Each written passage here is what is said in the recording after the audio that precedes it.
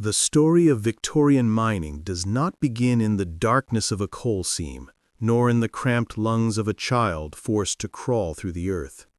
It begins above ground, where chimneys multiplied like iron trees and smoke hung over the cities like a second sky.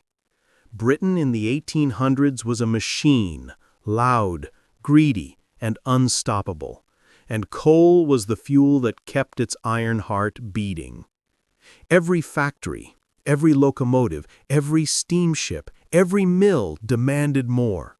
More heat, more power, more darkness scraped from the earth. And as demand grew, so did the hunger for cheap labor. Adults were expensive. Machines were still clumsy and costly. But children? Children were small. Children were expendable. Children could be bought, bartered, or simply taken from the streets. They could crawl where grown men couldn't fit and sit for hours in spaces barely wide enough for their own bodies. Coal may have powered the empire, but it was innocence that kept the fires burning. The Industrial Revolution was a marvel to the wealthy who watched railways unfold across the country like veins of progress. But for the poor, especially for the thousands of children living in overcrowded slums and rotting workhouses, it was a curse disguised as opportunity. Every invention that thrilled the rich demanded a sacrifice from the bodies of the young. In the tenements of London, Manchester, and Liverpool, the air tasted of soot and sickness. Families lived in single rooms, often 9 or 10 people to a space no larger than a modern kitchen. Babies cried from hunger. Fathers staggered home from factories, coughing up black mucus. Mothers took in washing until their hands bled. And the children, those old enough to walk, were expected to help keep the family alive. A child of 6 was considered ready for work. A child of 8 was already behind. The mines welcomed them all. Families who couldn't feed their children brought them to the pits themselves, begging the overseers to take the little ones so there would be one less mouth to feed. Sometimes the mine owners paid a few shillings as a sign-on gift, money that might feed a starving family for a week. Poverty forced the choices. The mines enforced the consequences. But not every child was given away willingly. Orphanages, if they could be called that, were often little more than holding pens for the unwanted. The workhouses, meant to be shelters for the poor, were nightmares of cold beds and bread so hard it cracked teeth. Children who lived in these places rarely knew affection. They knew supervisors who beat them and inspectors who looked away. To the bureaucrats, these were nameless children, numbers on paper, little futures that could be shaped or sold. And so the governors of the workhouses signed contracts with mine owners, contracts that allowed the institutions to apprentice the children below ground. Some received a small payment. Others simply saw it as a way to reduce the number of dependents requiring food and care.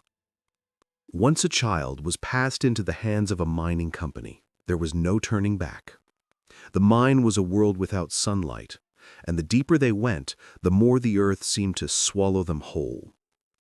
In some mining towns, it was said you could tell a miner's child by the way they walked, slightly hunched, always cautious, as if bracing for a falling stone.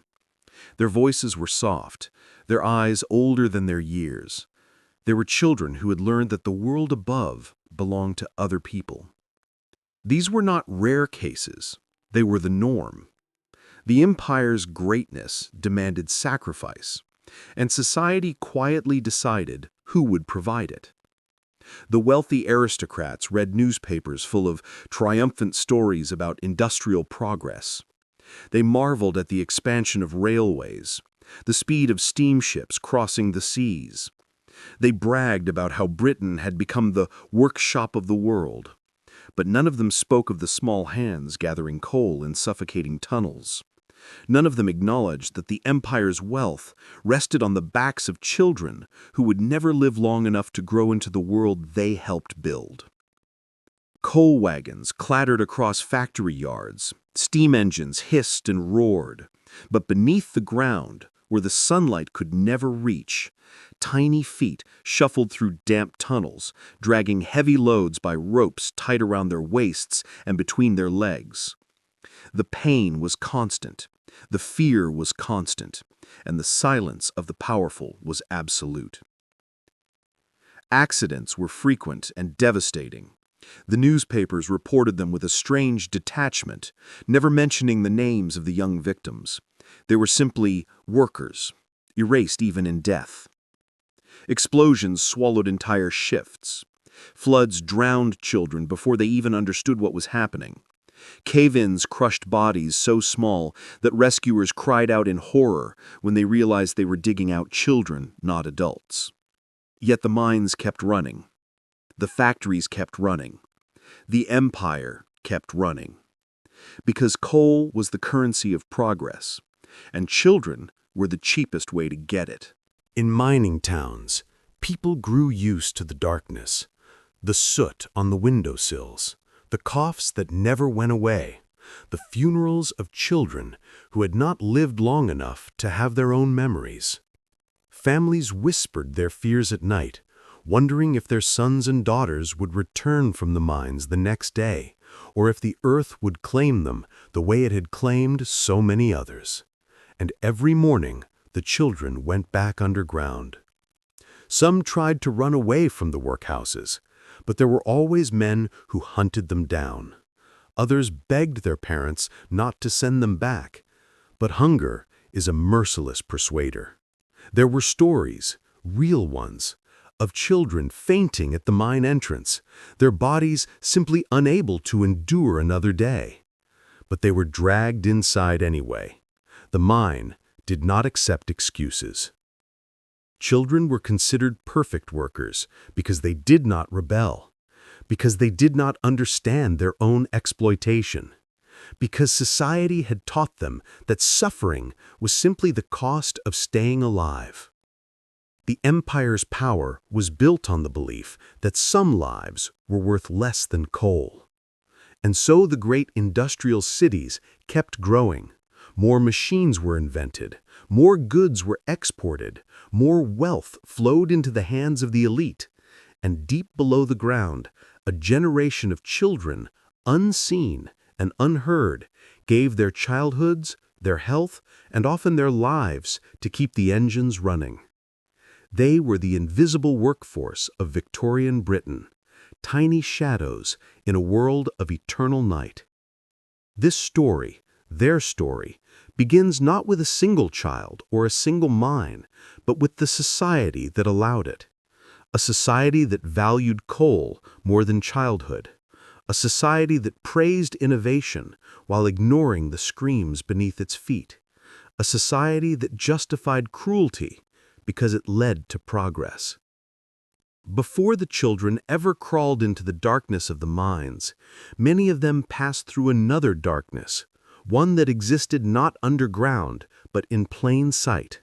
It was the marketplace of the poor, a world where desperation was currency and where the lives of children could be altered or ended with the stroke of a pen, the clink of coins, or a silent nod between men who understood the price of innocence. For the wealthy, the Victorian era was an age of etiquette, lace gloves, gilded invitations, and moral superiority.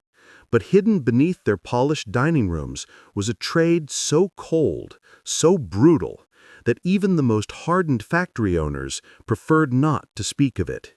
It was the trade of children, bought, bartered, indentured, adopted into labor, or simply sold off when hunger left families with no noble options. In back alleys, at workhouse gates, and in pub corners where thin men nursed cheaper ales, bargains were made. "Only 8 years old. He's strong for his size." "She's obedient and quiet. You won't have trouble with her." "The boy eats little, works hard, and doesn't cry." Sentences like these, spoken without shame, echoed in the very streets where children played with broken toys. And so the market turned. Not the kind with stalls and baskets and calling vendors, but a quieter, crueler one. A market of whispers. A market of tired parents and opportunistic overseers. A market where children were not people, they were assets. Families were often the first to break. In the mining villages of northern England, a father might return home after a week of unpaid work, too sick from coal dust to stand straight. A mother might kneel by a pot containing little more than thin broth, watching 4 children stare up at her with hollow eyes. Survival was not about choice, it was about sacrifice, and society had taught them exactly who should be sacrificed. So, a father might take his oldest son, 7, perhaps 8 years old, by the hand and walk him to the mine overseer's office. The child, not understanding, would skip or play with a pebble along the way, unaware that each step carried him closer to a life underground. The father would not meet his son's eyes. He would speak quickly, voice cracking, as he handed the boy over. "He'll work. He's small. He's quiet." A few coins exchanged hands. Enough to buy flour. Enough to keep the younger ones alive. The overseer would clap the child on the shoulder and lead him away. The father would walk home alone. But not all children had parents to make that choice. Some had no parents at all. Workhouses were supposed to protect abandoned or impoverished children, but most were little more than grim warehouses where survival was an achievement, not a guarantee. Rows of iron beds, the stench of illness, guards who saw every child as a burden. They were institutions designed not to care, but to contain. And so, when mine owners approached these places with offers to apprentice the children, the governors eagerly agreed. After all, each child sent away was one less cost on the workhouse ledger. The children were lined up like livestock, inspected for strength and obedience. Boys with broader shoulders were taken first. Girls who looked small enough to fit into tight cracks were marked for certain jobs. Contracts were drawn. Thumbprints were pressed onto papers by hands too small to span a grown man's palm. The ink was still wet when the children were marched out, often believing they were being adopted into a better life. Some children tried to cling to the bed frames. Others begged to stay with friends. A few screamed. It didn't matter. The workhouses had laws on their side, and society turned its head away. Once the papers were signed, the children belonged to the mine. And still, there was yet another kind of sale, one that was more hidden and more shameful. It happened in alleys, behind taverns, in the broken brick courtyards where the poorest families lived. A mother, widowed and starving, might offer her child to a labor agent, a middleman who supplied mines with new workers. These men dressed well, spoke smoothly, and pretended to be charitable. "I'll take good care of him," they would say, stroking the child's hair. But their pockets jingled with the coins they earned from each transaction. Their eyes gleamed greedily when they found a small child who looked capable of crawling through cramped tunnels. Sometimes they convinced parents that the child would be a servant in a wealthy household, earning wages and meals. Sometimes they simply told the truth. The mine needed small hands. Desperation does not wait for honesty. The child would be led away by the agent's firm hand. The mother would stand alone afterward, fists pressed to her lips, trying not to scream as she listened to the agent's boots fade into the distance. And thus the cycle continued. What made children so valuable to mine owners? It wasn't training. They received none. It wasn't experience. They had none. It was their size. Mines often contained tunnels no larger than an animal burrow. Some openings were so tight that grown men could only crawl through them by dragging themselves like wounded soldiers. Children, small and pliable, were the perfect workers for these passages. They could crawl, squeeze, bend, and endure spaces where adults simply couldn't fit. Mine owners justified the practice with chilling logic. Better a small body than a big one. Children are lighter. They cause fewer collapses. They learn quickly and don't complain. Behind these excuses was a truth no one dared speak aloud. Children were easier to control. They were punished into silence. They were too young to organize, too threatened to rebel, too exhausted to run. Their innocence was not a shield. It was an opportunity. Some families believe the promises the agents made. He'll only work a few hours a day. She'll be looked after. They'll learn a trade. These lies were repeated often, and poverty made them believable. But when the children arrived at the mines, the truth became clear. There were no warm meals, no gentle guardians, no lessons, no future. The first night, the children slept in drafty barracks or on piles of old rags in corners of the mine buildings. They were given thin gruel and stale bread. Some cried themselves to sleep. Others lay awake, wide-eyed, listening to the moans of children who had already begun working. And even then, they were better off than they would be the next morning. Because morning meant the first descent. Morning meant the first real contract, not the signed paper, but the unspoken agreement with darkness itself. Once a child entered the mine, they crossed into a world that swallowed them whole. There was no turning back. The surface world, with its sky and air and light, began to feel like a dream. The mine was their new reality, harsh, unforgiving, and absolute. They had been bought. They had been bartered. They had been bound. Now, they were about to be broken. For the mine owners, everything ran like a well-oiled machine. Agents brought new children. Workhouses supplied replacements. Desperate families surrendered the rest. The demand never ended because the mines never stopped consuming their workers. Injury and death were constant. For every child who suffocated, another stood waiting. For every child crushed under falling stone, 2 more arrived by cart or by agent the next week. Children were not workers, they were a resource. In the ledgers of the mines, they were listed alongside tools, candles, and donkeys. A child was worth less than a piece of equipment, and far easier to replace. But within the hearts of those children, something still lived.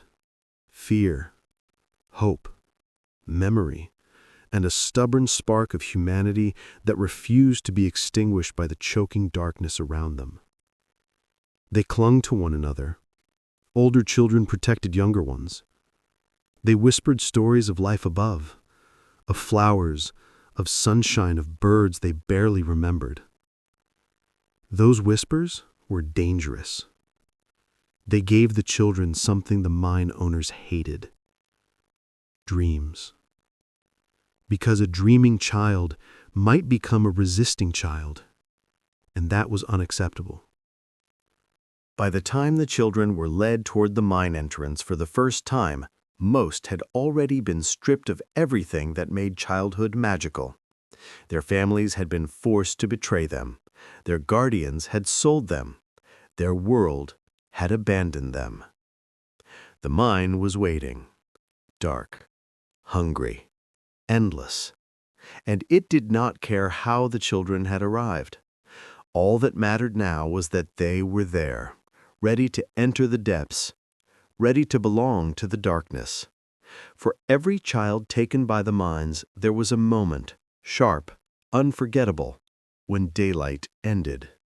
No matter whether they came from a workhouse, a slum, or a desperate family's doorstep, their first descent into the mines was the same: a walk toward a mouth of darkness so wide and deep that it felt like stepping into the open jaws of a sleeping beast. The mine did not roar, it did not breathe loudly, yet every child felt it, an ancient hunger in the air, as if the earth itself was waiting to swallow them. That morning always started quietly. The children were lined up outside the pit, their bodies shivering more from fear than from cold. Fog clung to the ground, creeping around their ankles like pale fingers. Birds called out from distant trees as if warning them to turn back while they still could. But no child dared run, not with overseers watching, belts hanging at their sides, and miners standing nearby with the blank, resigned expressions of men who knew what came next. The older miners did not smile. They did not comfort. They simply watched. They had been children once too. The mine changed a person. It scraped away softness, sanded down hope, and replaced it with survival instincts forged in darkness and dust. And yet, as the new children fidgeted in their ill-fitting boots, eyes wide, some of the older men looked away, unable to witness the moment innocence met the pit for the first time. A whistle blew, one sharp note. It was time. The children were separated into groups. Crawlers, usually the smallest boys. Trappers, quiet children who could sit alone for hours in complete darkness. Hurriers, those who would drag heavy carts of coal by ropes around their waists. Climbers, older ones who scrambled up dangerous rock faces. Even on the first day, the mine decided their roles with cruel efficiency. A thin boy with bright eyes was chosen as a trapper. He would spend 12 hours alone, opening and closing ventilation doors. A girl, barely 8, was picked as a hurrier because her legs looked strong. A tiny boy was named a crawler. The overseer smirked when he assigned him. He'll fit anywhere. The boy, too frightened to speak, simply nodded. Their fates were sealed. At the mine entrance, the children were handed tiny lamps, no bigger than a fist, burning with weak flame. The light flickered anxiously, as if it too feared entering the earth.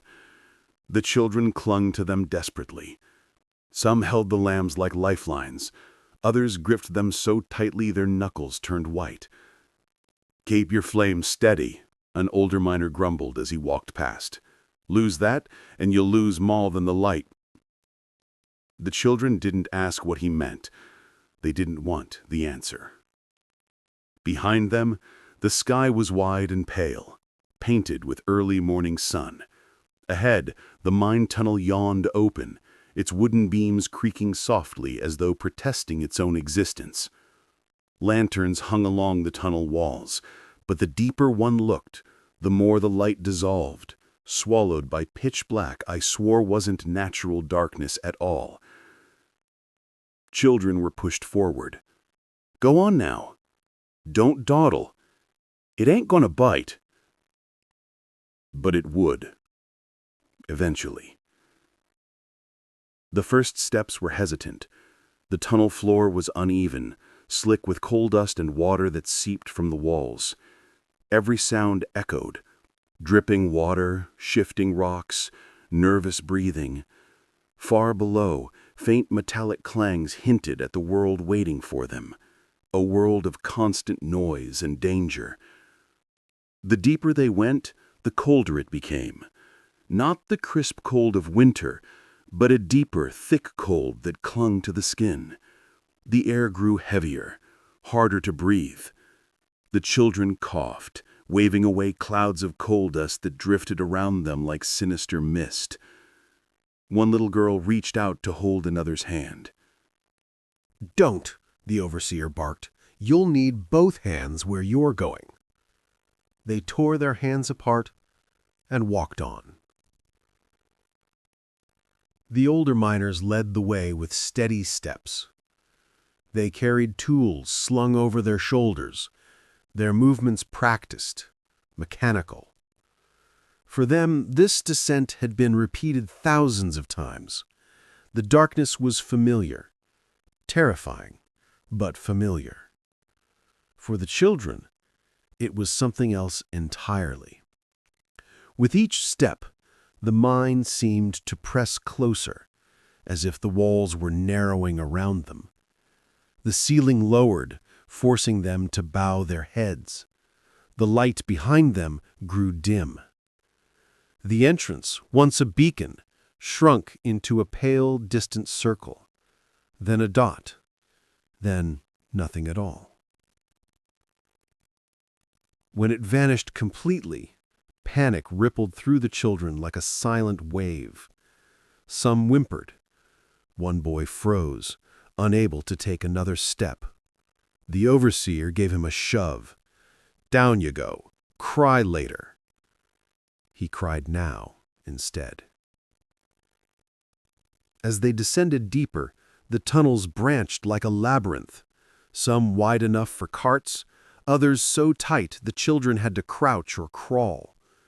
Wooden beams groaned overhead, the lamps flickered nervously. Coal dust floated through the air, forming a haze that burned the eyes and throat. Then came the sounds. Distant coughing, picks striking stone, the rumble of cartwheels, the low, eerie moans of distant air currents. Some children whispered, "Ghosts," but the older miners scoffed. "It's just the wind." But the children didn't believe them. The mine spoke. The mine breathed. The mine remembered. Every miner knew the stories, how the spirits of dead workers lingered in the tunnels, how footsteps could be heard in abandoned passages, how shadows sometimes moved where no man stood. These tales were not shared with the children on their first day. But the mine didn't wait for lessons. It whispered its truths in every echo. By the time the group reached the first chamber, the children were trembling. This chamber was where the work began. Miners swung picks into the walls, chips of coal flying like black rain. Men coughed into rags, spat out dark phlegm, and wiped sweat from their soot-covered faces. Others hauled heavy carts, their bodies bent like loaded mules. The children stood in a row, staring. One little girl gasped when she saw a miner collapse briefly to one knee, wheezing violently. "Get up," the overseer said, without even glancing at the man. "You're scaring the newcomers." The miner forced himself up and continued. If this was the greeting, the children wondered what the next hours would bring. One by one, the overseers assigned tasks. The trapper children were led away first. Their job would be simple in theory, nightmarish in practice. Sit alone in the dark and open wooden doors to let air flow through the mine. Their lamps were taken away. "Waste of fuel," the overseer said. "You don't need to see nothing." A boy's lip quivered. "In the dark? For how long?" 12 hours or so. Quiet now." He didn't argue again. The crawlers were next. They were shown passages so narrow a cat would struggle to fit in. The overseer held a candle inside the hole, and the light illuminated only a few feet before dying. "You'll squeeze in there," he said. "Dig loose coal and push it back out. If it gets too tight, breathe shallow." A boy whispered, "I'm scared." "Good. Fear keeps you small. You need to be small." The Hurriers were fitted with ropes, thick, scratchy cords tied around their waists, running between their legs like harnesses. "You pull the carts," the overseer said. "Mind your footing. If the cart rolls on you, you won't last long." No one needed that explained twice. Then came the final ritual. The overseer struck a match and held it in the air. The miners grew quiet. Even the children felt the moment tighten, like a rope pulled taut across their chests. "This," he said, "is the only promise the mine ever keeps." He blew out the match. Darkness swallowed them instantly. Gasps, whimpers, Someone grabbed the wrong hand. Another child trembled so violently that his knees knocked together. The overseer waited a moment, just long enough for fear to sink into their bones. Then he lit the match again. The flame flickered weakly, illuminating weary faces and terrified eyes. "Remember that feeling," he said. "For the rest of your days down here, you'll know one thing. The mind decides when you see and when you don't." The match burned down to his fingers, and he dropped it to the floor, grinding it beneath his boot. "Now get to work." The groups separated. Children disappeared down branching tunnels. Some crawled on hands and knees, dragging themselves into holes so tight they could feel their ribs scrape the walls. Others sat in solitary darkness, hearing distant explosions and imagining the worst. The Hurriers strained against their ropes, their small bodies jerking under the weight of loaded carts. If a child cried, no one stopped them. If a child shook, no one comforted them. If a child hesitated, they were whipped. Because once they entered the mine, the world outside ceased to matter. Down here, time didn't flow the same way. Hours passed like days. Darkness pressed against their skin. Breaths felt thick, heavy. The dripping of water became a drumbeat of dread. Their arms ached, their backs burned, their hearts pounded. And yet, somehow, they kept going. They crawled, they pulled, they endured. Not because they were strong, but because there was no other choice. Childhood was not a shield. Childhood was not a mercy. Childhood was merely a smaller body to break. When the shift finally ended, the children were led back up the winding tunnels. The return climb felt harder than the descent. Their muscles screamed. Their knees bled. Their faces were smeared with soot, making them look far older than they had that morning. But as soon as they saw the first glimmer of daylight, the faintest suggestion of blue, they broke into small, exhausted smiles. One boy whispered, "I thought it was gone forever." A girl, too tired to cry, murmured, "The sky looks strange now." When they emerged from the mine, the world felt unreal. The breeze tasted clean. The sunlight burned their eyes. The open air was almost frightening after so many hours underground. And yet, even as they stepped out, the mine hovered behind them like a silent promise, a reminder that they belonged to it now. Tomorrow, and every tomorrow after, they would return. The descent had begun, and there was no turning back. The mine had its own way of dividing the children, not by age, not by personality, not even by strength. It divided them by usefulness, by the shape of their bodies, by how much darkness they could endure without breaking. Once a child's role was assigned, it clung to them like coal dust in their lungs. It shaped their future, their injuries, their fears. Down in the pit, your title wasn't something you wore, it was something that consumed you. And so, the children became creatures of the mine, molded into three of its most unforgiving forms: crawlers, trappers, hurriers. Each role was a thread in the brutal tapestry that powered Victorian industry.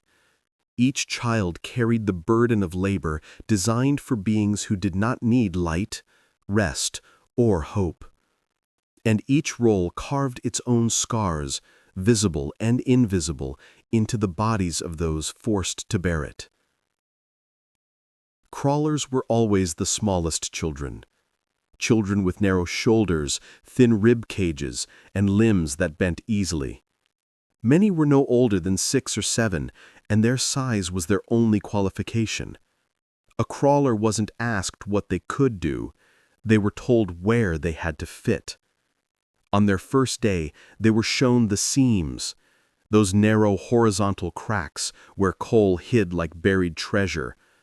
But this treasure did not glimmer. It did not promise wealth to the one who found it. It was black, jagged, and hard as stone.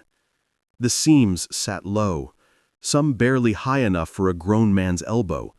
Others were so tight they seemed impossible to enter. But they were not impossible. Not for a crawler. Some families believe the promises the agents made. He'll only work a few hours a day. She'll be looked after. They'll learn a trade. These lies were repeated often, and poverty made them believable.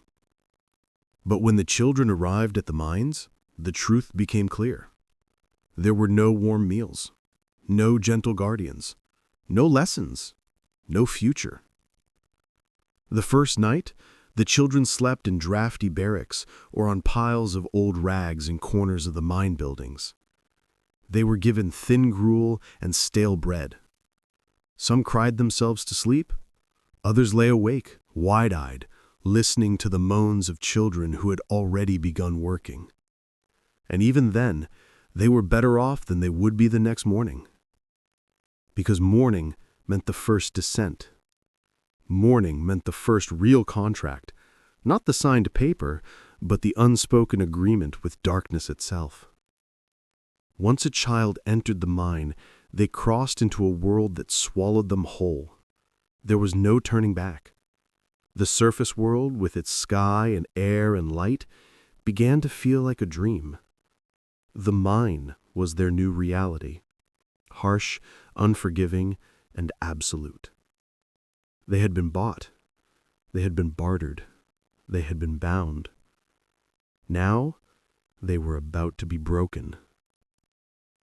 For the mine owners, everything ran like a well-oiled machine. Agents brought new children. Workhouses supplied replacements. Desperate families surrendered the rest. The demand never ended because the mines never stopped consuming their workers. Injury and death were constant. For every child who suffocated, another stood waiting. For every child crushed under falling stone, 2 more arrived by cart or by agent the next week. Children were not workers, they were a resource. In the ledgers of the mines, they were listed alongside tools, candles, and donkeys. A child was worth less than a piece of equipment, and far easier to replace. But within the hearts of those children, something still lived. Fear, hope, memory, and a stubborn spark of humanity that refused to be extinguished by the choking darkness around them. They clung to one another. Older children protected younger ones. They whispered stories of life above, of flowers, of sunshine, of birds they barely remembered. Those whispers were dangerous. They gave the children something the mine owners hated: dreams. Because a dreaming child might become a resisting child, and that was unacceptable. The passage began like a gap between 2 crooked teeth, narrowing the further one slid inside. Crawlers lay on their stomachs, lamps clenched between their teeth or tied to their heads, and dragged themselves forward inch by inch. Coal dust floated up as they moved, choking them, making their eyes water and their throats burn. Their arms trembled with the effort. Their knees scraped until they bled. Inside the seam, the world shrank to a coffin.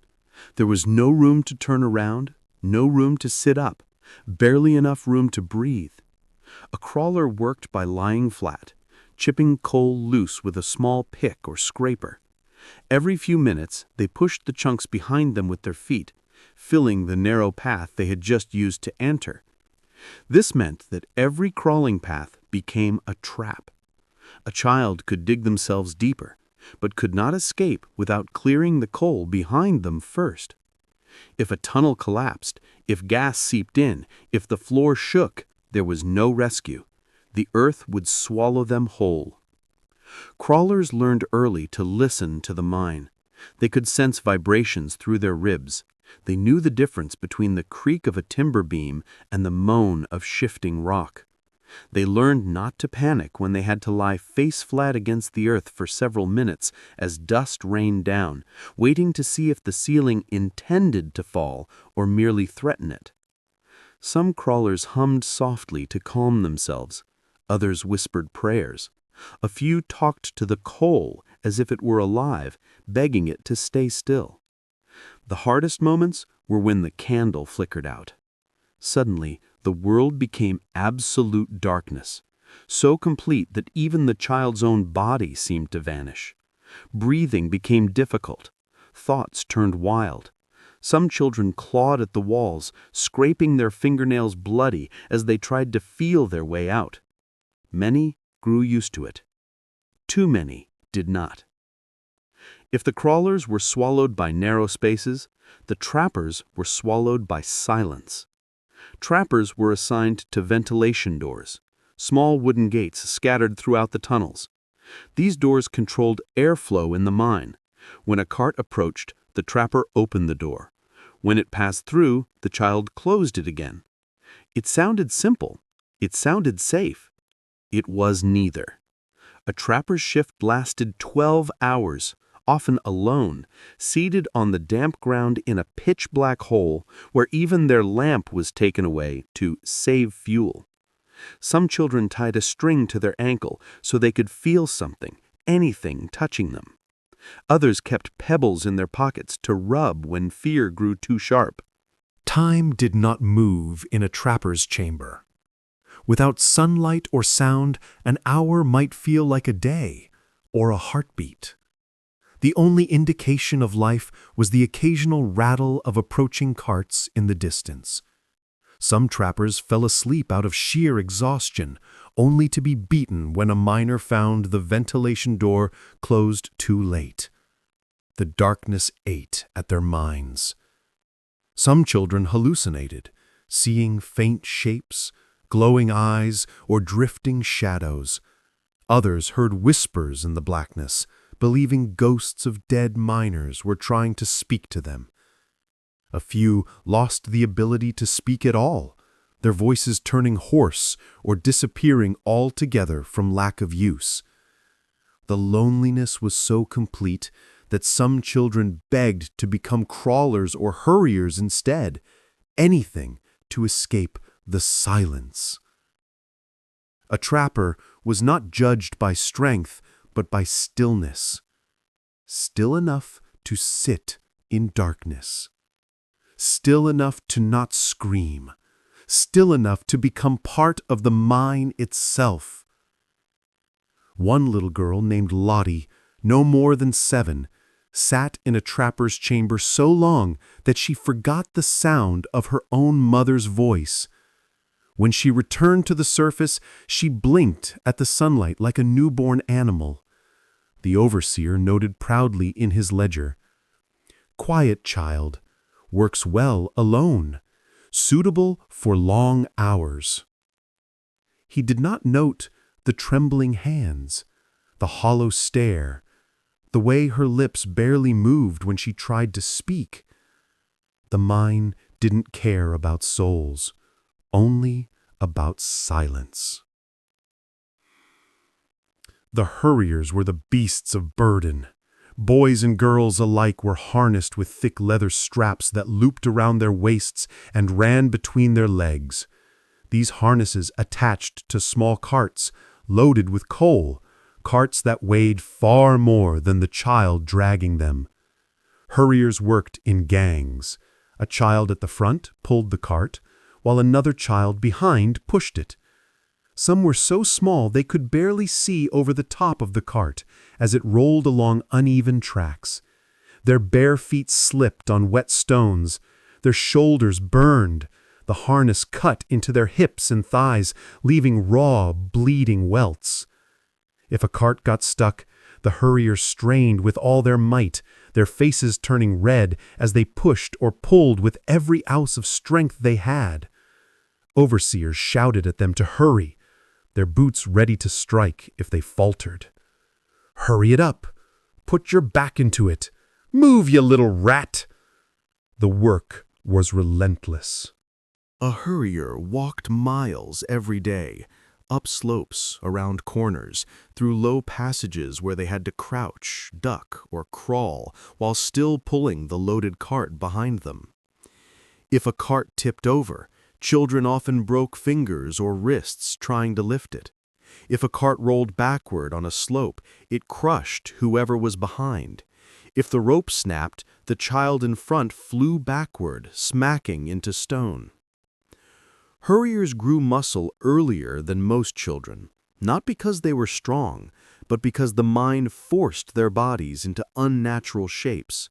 Their spines bent, their legs bowed, their arms strained to the point of deformity. And yet, even among hurriers, there was a hierarchy.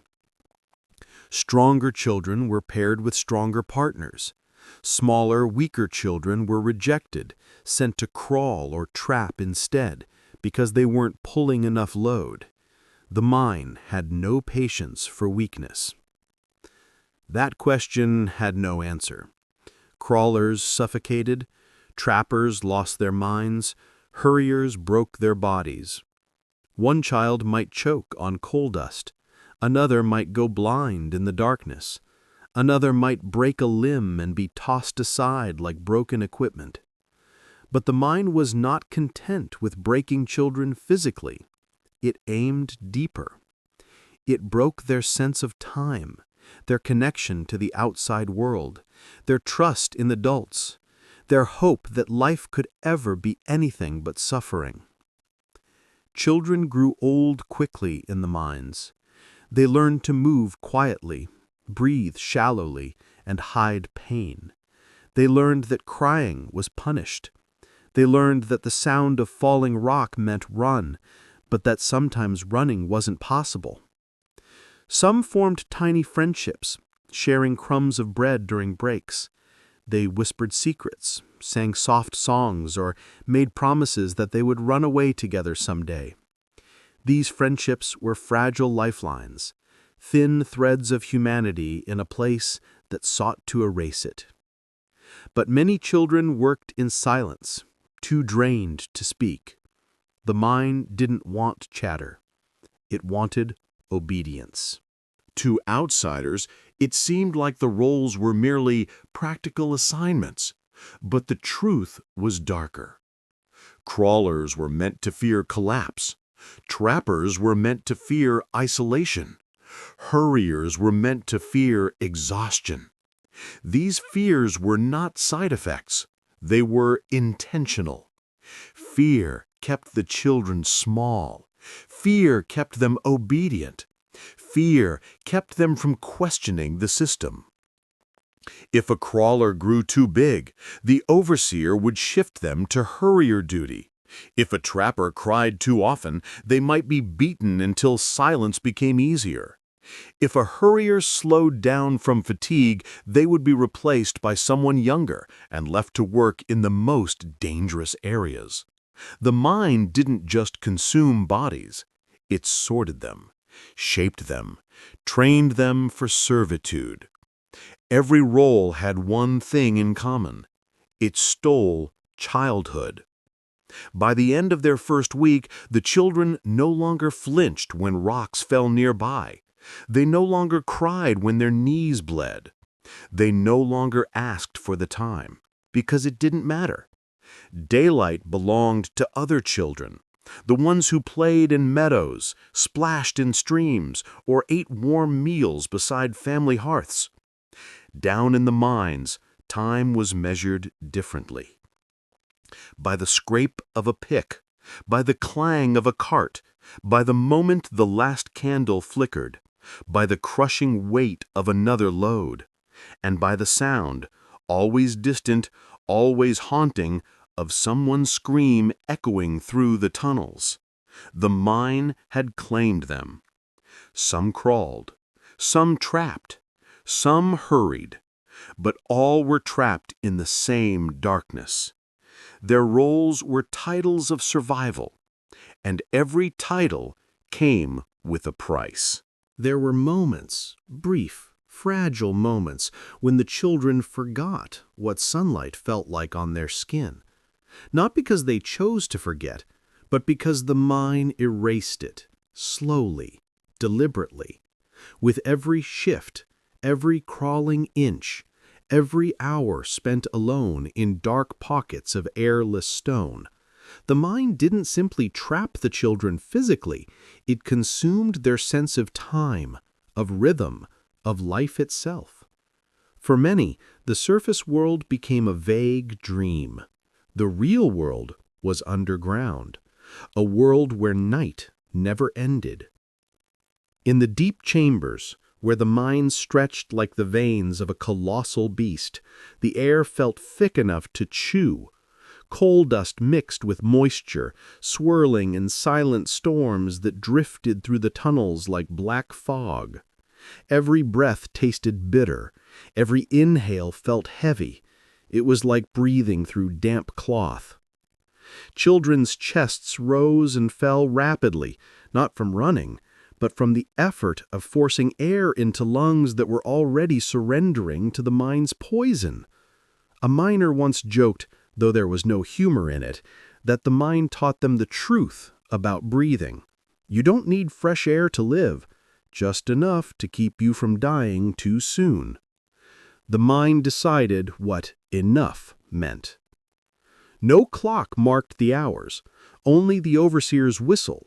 1 blast for the start of a shift, 2 blasts when it was time to change the cart routes, 3 blasts when disaster struck. Though the children never counted on that third whistle, it often came too late, or not at all. The shift began long before dawn reached the surface. Children woke in shacks near the pit head, their blankets stiff with frost, their bodies sore from the day before. They rubbed their eyes, coughed painfully, and huddled around a thin fire if one was available. Breakfast was a crust of bread, sometimes cold porridge, sometimes nothing at all. But hunger made no difference. The mine demanded, the mine consumed, and the children obeyed. When they descended, the flickering lamps lit only a few feet ahead. Shadows wavered like ghosts, stretching long and thin across the walls. Drips echoed in the distance, steady, rhythmic, like the ticking of a clock that counted down a life. Every child knew those drips. The drip of water seeping through cracks, the drip of sweat falling from brows, the drip of coal slurries slowly forming pools on the tunnel floors. They did not fear the drips. They feared the silences between them. In the mine, true silence meant something was wrong. A shift in pressure, a buildup of gas, a crack forming somewhere above a child's head. Silence was never their friend. The mine had only one season: suffering. The hunger was constant. Children carried little pouches tied to their belts, holding crumbs wrapped in cloth. During the short breaks, barely a handful of minutes, they pulled out the stale bits of food, shaking coal dust from them before eating. Some pieces were too coated to salvage. They ate them anyway. Water was harder to come by. They drank from trickles along the walls, scooping it up with their hands or licking droplets from stone. The water tasted metallic, sometimes bitter, sometimes foul. They drank it regardless. Hydration mattered less than survival. Throat burning? Normal. Tongue coated in black dust? Normal. Spitting out dark mucus? Normal. Bloody coughs? Just another day. The children didn't complain. Complaining cost energy they didn't have. Fatigue became a kind of numbness. Muscles throbbed constantly. Knees grew tender. Backs ached. Fingers stiffened until even gripping a tool became agony. But pain was predictable, familiar. It was the mind that suffered most. Hours passed in pitch darkness, so complete that children forgot the color of their own skin. Their hands groped ahead, touching rock, tools, coal, and occasionally, terrifyingly, something soft. Rats. Rats ruled the mines like silent kings. They scurried between beams, gnawed at food scraps, or darted over children's legs without fear. Some children whispered that rats sensed gas leaks before the miners did. Others believed that rats were the souls of dead workers who stayed behind, unwilling to leave the tunnels that took their lives. Either way, the rats were not the worst creatures they encountered. The worst creatures were the adults who believed children were unbreakable. Life underground turned even the kindest overseer hard. But most overseers weren't kind. They were men who believed children were lucky to have work. Men who considered fear a tool. Men who forgot or never cared that those small hands dragging carts belonged to human beings. Punishments were swift. A child who slowed down was struck with a leather strap. A child who cried out from pain was told to save that for when it matters. A child who hesitated to enter a seam was dragged into it by force. If a trapper fell asleep in the dark, the overseer kicked them awake without remorse. If a hurrier spilled a load, they were whipped before being made to reload every spilled piece by hand. The mine had rules, not the kind written in books, not the kind enforced by law. Rules carved from fear. Rule 1, never stop moving. Rule 2, never waste light. Rule 3, never disobey an overseer. Rule 4, never trust silence. Rule 5, never forget the mine is alive. The last rule wasn't official, but every child believed it. Because the mine felt alive, breathing, watching, listening.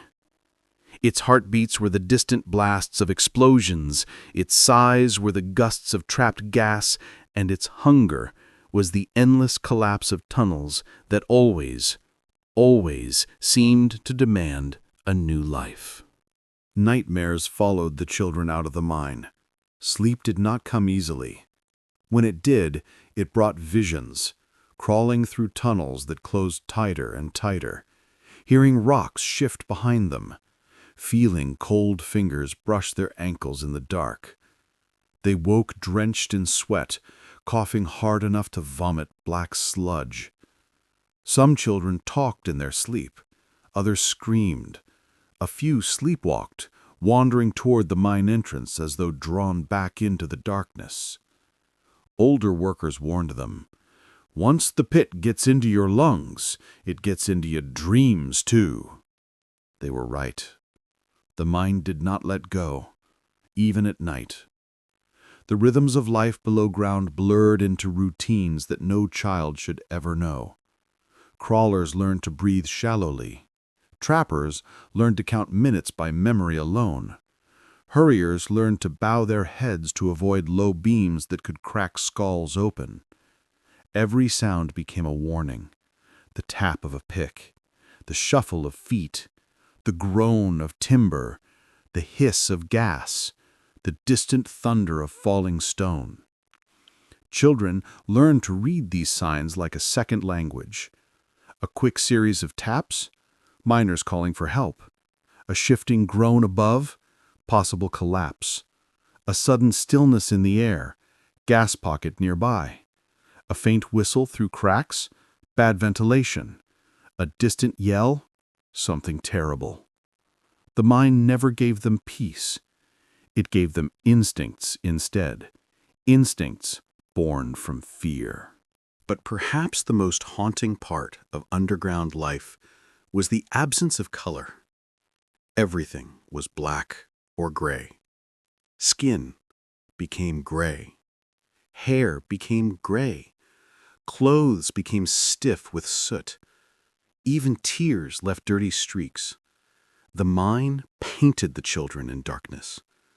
One miner once saw a child emerge at the end of a shift, face smeared with coal, eyes bloodshot, legs trembling.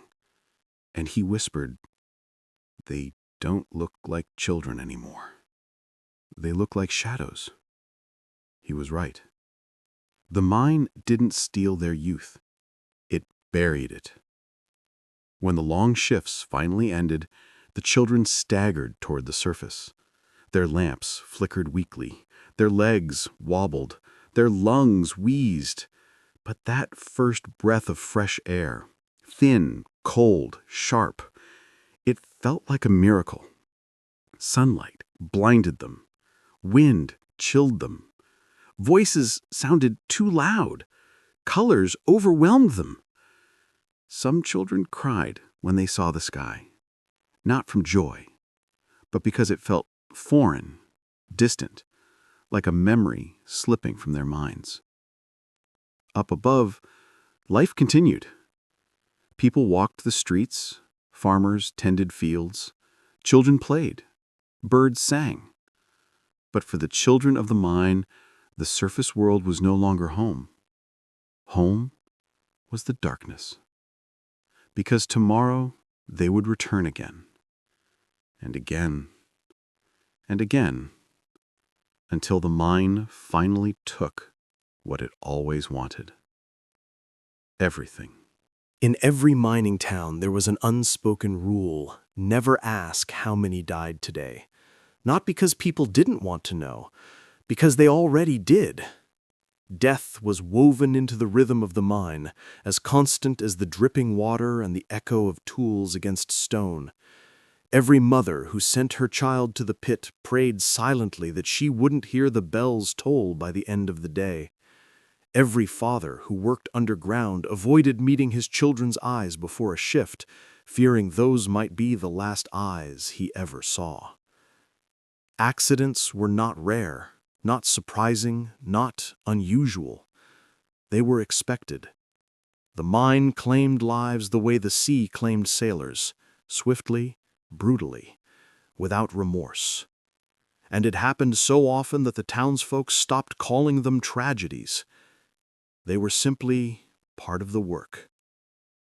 Accidents usually began with something small: a crack in the ceiling, a tremor underfoot, a strange smell in the air, a sudden silence. Children learned to read these signs with instinct sharper than any adult. Their bodies reacted before their minds understood, hair rising, muscles tensing, breath growing tight. One crawler, barely 8 years old, learned this the hard way. His name was Henry. He was known for his quick crawl and quicker smile. But on one terrible morning, as he squeezed through a seam no taller than a rabbit hole, he heard a faint tick above him, a sound like a pebble striking stone. Then another, and another. He froze. Every part of him screamed to move backward, but the passage was too tight. He couldn't turn, he couldn't retreat. He could only inch forward, muscles shaking, heart pounding loud enough to echo in his ears. More pebbles fell. Dust rained onto his neck. The ceiling moaned. Then the world fell. The seam collapsed, dumping tons of coal and stone onto the narrow shaft. A wave of darkness swallowed the chamber. Miners rushed to pull rocks away, clawing at the debris with bleeding hands. They shouted Henry's name. "Henry! Henry, lad! Can you hear us?" Silence. It took 2 hours to uncover the tiny body. He was curled like he had been sleeping, arms shielding his head. The overseer recorded the death in the ledger with a single word: crush. Henry's mother did not cry. She simply stared at the small blanket-wrapped bundle they brought her, then closed her door and blew out the candle inside. In the mine, children learned something terrible about stone. Stone had no mercy. Stone did not care who it fell upon. Stone did not forgive. The miners feared collapse, the children feared the darkness, but everyone feared gas. Black damp, fire damp, white damp. The men gave them names like ghosts because they behaved like spirits, silent, invisible, deadly. Black damp stole breath, leaving children suffocating slowly, collapse by collapse. White damp poisoned lungs, drifting into chambers like a ghostly mist. Fire damp, methane, exploded with the smallest spark. Methane was the worst. One afternoon, deep in the lower seams, a trapper named Sarah sat beside her wooden ventilation door. She was only 9, her hair tied in a messy knot, her cheeks permanently smudged with soot. She hummed softly to herself, counting minutes by tapping her fingers on the floor. Then she smelled it, the strange metallic scent of gas. Before she could react, a miner's lamp flickered in the distance. A spark popped in the air. The tunnel erupted. A wall of fire tore through the passage, a blast so fast and hot it petrified the air. Sarah never screamed. She didn't have time. The blast hurled her backward like a rag doll, slamming her into stone. Her hair burned in an instant, her lungs scorched from the pressure. When the blast cleared, she lay crumpled beside the door, her small body twisted unnaturally. They found her hands still gripping the wooden handle. The overseer blamed her, said she should have opened the door faster, said she probably fell asleep, said children were careless. But every miner who passed her burial swore they felt a cold gust sweep through the yard that night, as if the mine breathed out her last breath long after she was gone. Hurriers suffered a different fate. Their deaths were not sudden. They were loud, messy, and slow. One boy, Matthew, worked as a hurrier from the age of 8. By 10, his legs were bowed permanently, his shoulders thick, his back bent. But he was strong enough to pull a fully loaded cart uphill. One day, the rope tying him to his cart snapped. There was no warning. One moment, he was straining forward. The next, he felt a sudden lurch behind him. The heavy cart rolled backwards silently for 1 second, just enough time for him to turn his head. Then it slammed into him. Matthew screamed as the wheels crushed his legs. The force pinned him against the tunnel wall, twisting him into a shape that no child's body should ever be forced into. The other hurrier, behind him, tried to lift the cart, crying, shaking, begging for help. But the cart weighed too much. Miners arrived minutes later, but by then, Matthew was quiet. His eyes stared blankly at the ceiling. Blood soaked the ground. His small hands were clenched so tightly that his nails cut into his palms. The mine doctor, a man with hands always smelling of alcohol, looked at the body and sighed. Compensation won't be due. He was still an apprentice. The overseer shrugged. He'll be replaced by next week. And he was. The next hurrier was 7 years old. Water was the mine's oldest enemy. It seeped into cracks, pooled in the tunnels, and transformed harmless dips in the ground into deadly traps. Children learned to step carefully, avoiding puddles that could swallow boots, or worse. But sometimes water didn't creep. Sometimes it surged.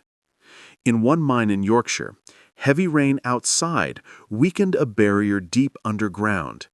The children working the lower tunnels heard it first, a distant rumble, like thunder rolling beneath the earth.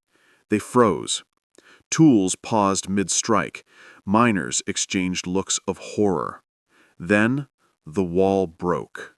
A wall of icy water exploded through the tunnels, sweeping miners and children off their feet. Candles hissed out in an instant. Screams echoed. The water dragged Hurriers by their ropes, slammed crawlers against stone, and tore trapper doors from their hinges.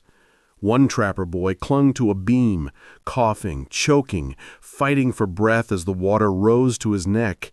He prayed, for the first time in years. He promised he would never come back to the mine. He promised he'd run away. The water didn't care about promises. It rose higher and higher until his small hands slipped. His head went under. He did not resurface. It took 3 days to drain the tunnels. The bodies were found tangled together, covered in mud and coal dust, their fingers still curled in desperate grips. The mine reopened the next week.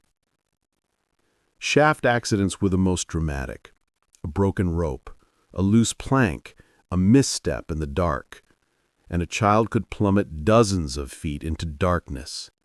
One of the worst falls happened to a boy named Samuel, a quiet, obedient trapper. He had been walking across a plank to reach another chamber when the wood snapped beneath his weight. He fell. Miners heard his scream echo all the way down the shaft, growing fainter until it vanished completely. When they lowered a rope to retrieve him, they found his body shattered on the rocks below. The fall hadn't killed him instantly. He had clawed at the stone. His fingernails were broken. There were bloody smears where he had tried to crawl toward the light. He died alone.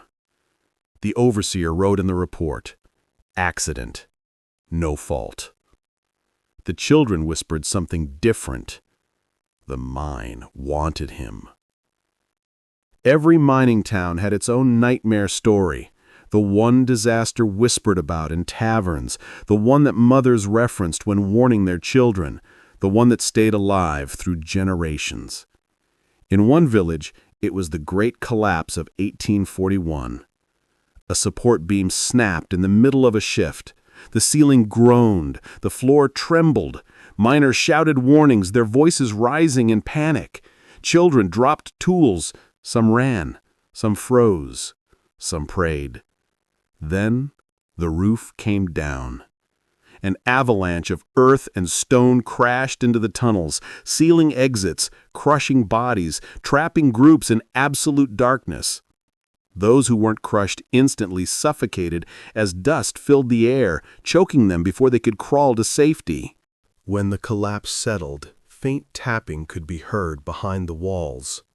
Children, tapping, crying, begging. Rescue teams dug for days. They found bodies curled together. Some children had held hands as they suffocated. Others had clawed at the walls until their fingers broke. A few died with their faces turned upward, as if looking for sunlight that would never come. The youngest victim was 5. The oldest was 12. The mine owners built a small memorial, a wooden post with the names carved into it. But the wood rotted, the names faded, the memorial collapsed in a storm. No one rebuilt it, but in the mine, the air still held the memory. The children said you could hear tapping even years later. The miners taught these lessons with grim certainty. If the air feels too still, run. If your candle burns blue, run. If the walls drip faster, run. If the ceiling moans, run. If you smell rotten eggs, run. If your skin prickles, run. But running wasn't always possible. Crawlers couldn't turn around. Trappers had nowhere to go. Hurriers were tethered to their carts. The mine didn't care who could run. It only cared who couldn't. Not every child died in dramatic ways. Most survived, but survival was its own kind of death.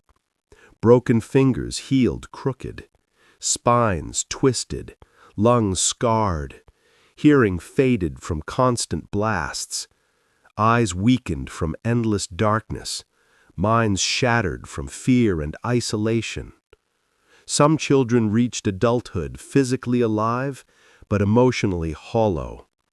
Others escaped the mine, only to die from the damage it caused years later, coughing black mucus until their lungs collapsed.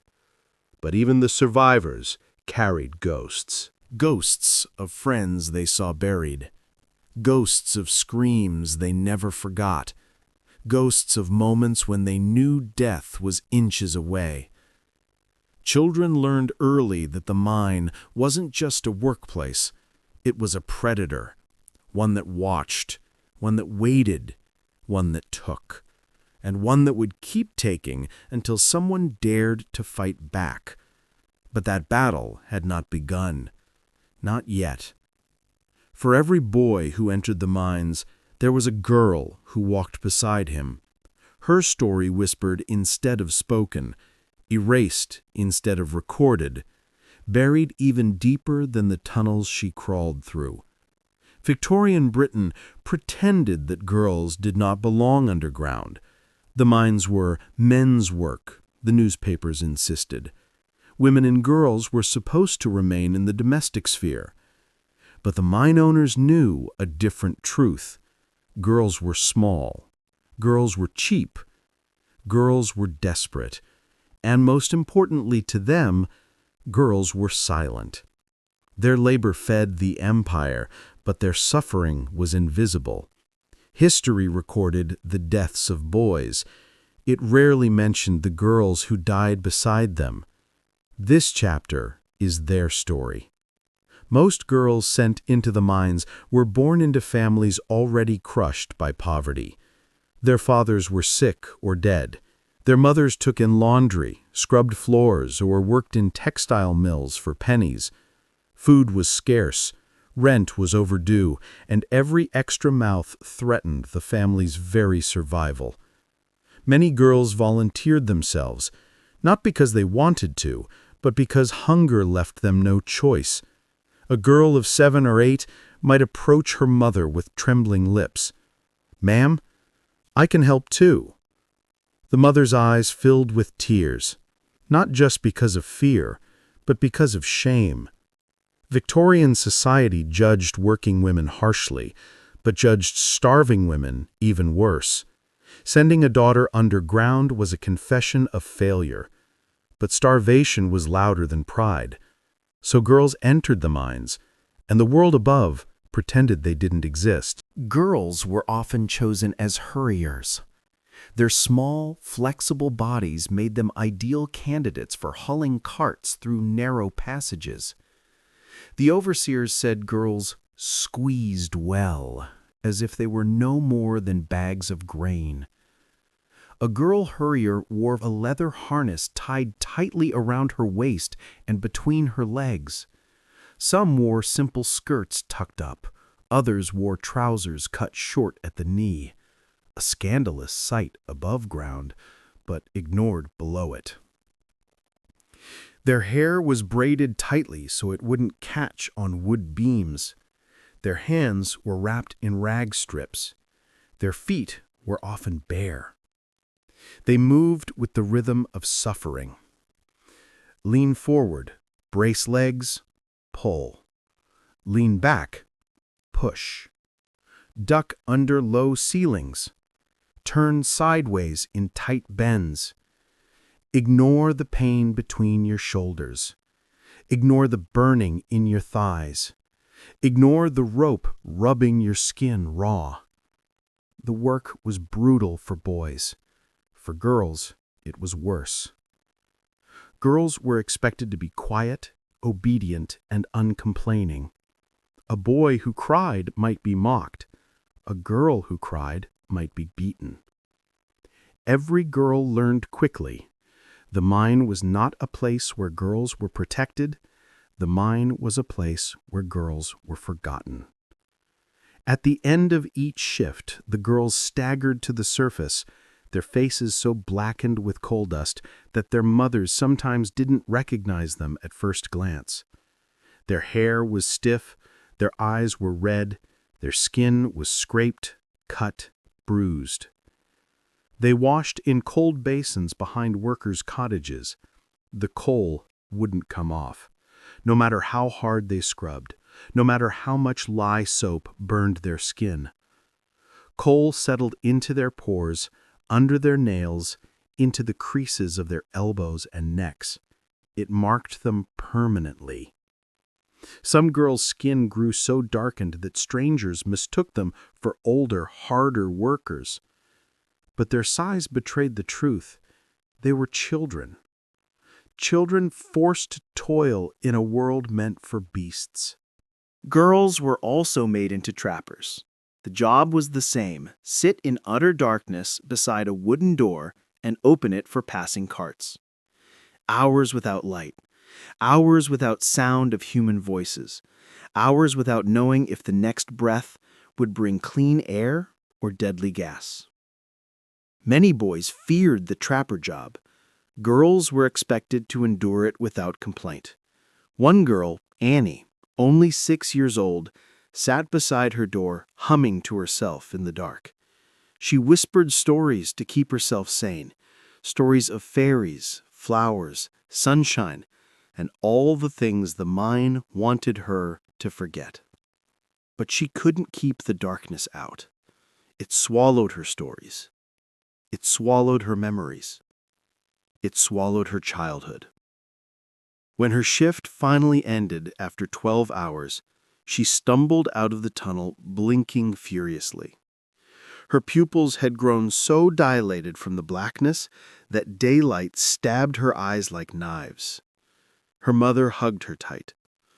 But the girl simply whispered, "Ma'am, I can't remember the color of the sky." Her mother cried that night. Annie never did remember it fully. Girls did not just face the mine's natural dangers: collapses, gas, water, falling stone. They also faced human dangers. Adults rarely talked about it. History books almost never mention it. But the tunnels were dark. The shifts were long. Girls worked in isolation. And some men were monsters. In narrow spaces, where only lamplight glimmered and shadows swallowed everything else, the girls were vulnerable. Overseers sometimes checked on them too frequently. Miners sometimes cornered them under the guise of giving instructions. Some girls returned home with bruises they could not explain. Others walked silently, refusing to meet their mother's eyes. Parents often suspected the truth. They were powerless to change it. One mother confronted an overseer after her daughter came home trembling, skirt torn. The overseer shrugged. She probably caught it on a beam. "What about her arms?" the mother demanded. "She's clumsy. You should teach her better manners." The mother knew the truth. The overseer knew she knew. Nothing changed. The mine protected its own. It did not protect the girls. Girls carried burdens beyond their physical labor. Victorian society believed girls must be modest, pure, proper. But mining work tore away any pretense of propriety. Girls hauled carts in tight tunnels, crawling on hands and knees, skirts hitched up, sweat dripping down their backs. Visitors from the upper classes sometimes toured the mines. They recoiled at the sight of half-dressed girls dragging carts like animals. Newspapers gasped in horror, but not for the girls' suffering. They were horrified that the girls were indecent. Not that they were dying, not that they were starving, not that they were crushed, injured, beaten, or abused. Just that they were immodest. And so the shame fell not on the mine owners who exploited the girls, but on the girls themselves. They carried this shame with them into adulthood, into marriages, into motherhood. Some could not bear to speak of their childhood.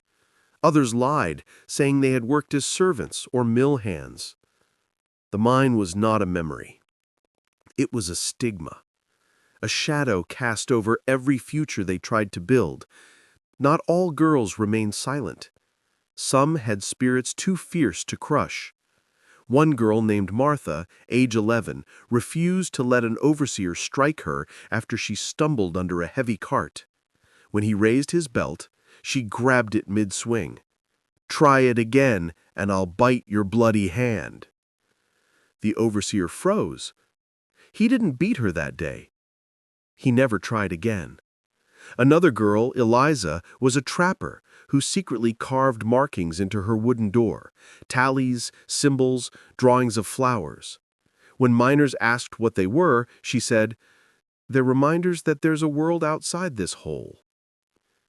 A small rebellion, but rebellion nonetheless. Even younger girls showed sparks of defiance, packing scraps of bread to share with other children, holding hands in dark tunnels despite the overseer's rules, whispering jokes to keep each other awake, singing hymns when the mine grew too quiet. These tiny acts were dangerous. They were also courageous, because every act of humanity inside the mine was an act of rebellion against the darkness.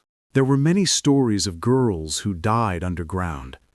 One still haunts a village in Lancashire. Her name was Mary Ellen, age 8. She worked as a hurrier. One morning she descended without complaint, her little boots tapping softly on the wooden planks. Her mother watched her go, waving until Mary Ellen disappeared into the pit. She never returned. Her cart collided with a faulty beam. The beam broke. The roof collapsed. The miners dug frantically, tearing stone away with bare hands. They found her hours later. Her tiny body was crushed. Her eyes were still open. Her braid was covered in dust. Her mother fainted when she saw her. The funeral had no coffin. There wasn't enough left to bury properly. Her name never appeared in the mine ledger. The overseer said, "She were just a girl. Happens." Those words lingered in the town for years. They still linger. Girls grew up underground in ways that defied nature. Their backs curved early. Their knuckles thickened. Their lungs wheezed. Their eyesight dimmed. They were old by 12, ancient by 15. Many never lived past 25. Those who survived carried the mine inside them, its darkness, its fear, its cruelty. They raised children who saw the shadows in their mothers' eyes and asked why. The mothers didn't answer. Some memories stay unspoken. Some stories remain in the dark. When the 1842 Children's Employment Commission exposed the horrors of child labor underground, it wasn't the boys' testimonies that shocked the world. It was the girls. Girls describing working half-naked beside grown men. Girls describing dragging carts like animals. Girls describing darkness deeper than night. Girls describing screams in tunnels. Girls describing things too painful to repeat. Their voices forced Parliament to act. And yet, even after the Mines Act of 1842 banned women and girls from working underground, many mines disobeyed. The law was weak. Enforcement weaker. Profit stronger. Some girls kept working secretly for years afterward. History tried to erase them. This story will not. They were the hidden victims. They were the forgotten workers. They were the daughters of darkness. Their suffering powered an empire that refused to acknowledge them. And for every girl who died in those tunnels, the mines swallowed another piece of the world that might have been. By the time a child reached 12 years old in the mines, if they survived that long, their body no longer resembled the body of a child at all. It was twisted, misshapen, stunted, and scarred in ways that no doctor above ground could fully understand. Some miners said the darkness sculpted the children. Others whispered that the mine, quote, took its payment in bones. Whatever the truth, one thing was certain. Victorian mining did not just steal childhood, it destroyed the human body from the inside out. This chapter is not for the faint-hearted, because the mine did not break bodies gently. The first thing the mine stole was breath. Before collapsing tunnels, before crushing accidents, before twisted spines, there was the air. Thick, heavy, poisoned. Every inhale carried coal dust floating invisibly in the lantern light like black snowflakes. Children breathed it from their first shift. By their 10th shift, they were coughing. By their 30th, they were wheezing. By their 100th, their lungs were no longer lungs at all, but bags lined with coal. Doctors above ground had a name for it, miner's lung. Underground, the children called it the black cough. It began quietly, a rasp at night, a dry cough in the morning, a little pain behind the ribs. Then it grew vicious, coughs deep enough to bend a child double, thick black mucus staining shirt sleeves, bleeding throats, collapsed lungs. 10-year-olds coughed like old men. Sometimes a child would cough so hard that they vomited black sludge onto the mine floor. Overseers stepped around the puddles, as if stepping around spilled water. Other children didn't even glance at it. They saw it every day. When a doctor finally examined a young Hurrier who collapsed in the pit, he pressed a hand to her chest. Her lungs sound like gravel. He wasn't wrong. The coal dust never left the body. It stayed, buried deep inside, until the child grew too weak to fight it. Some died underground with their faces still blackened. Others died in bed, drowning slowly in their own lungs. Most didn't reach adulthood. Yet the mine owners insisted. It's only a bit of dust. The children knew better. Years of crawling, crouching, and hauling reshaped the children as surely as heat reshapes metal. Crawlers spent their days lying flat, twisting their bodies into impossible angles as they scraped coal from narrow seams. Their spines curved early, bending like crooked tree branches under pressure. Their shoulders slumped, their necks stiffened, their hips rotated outward.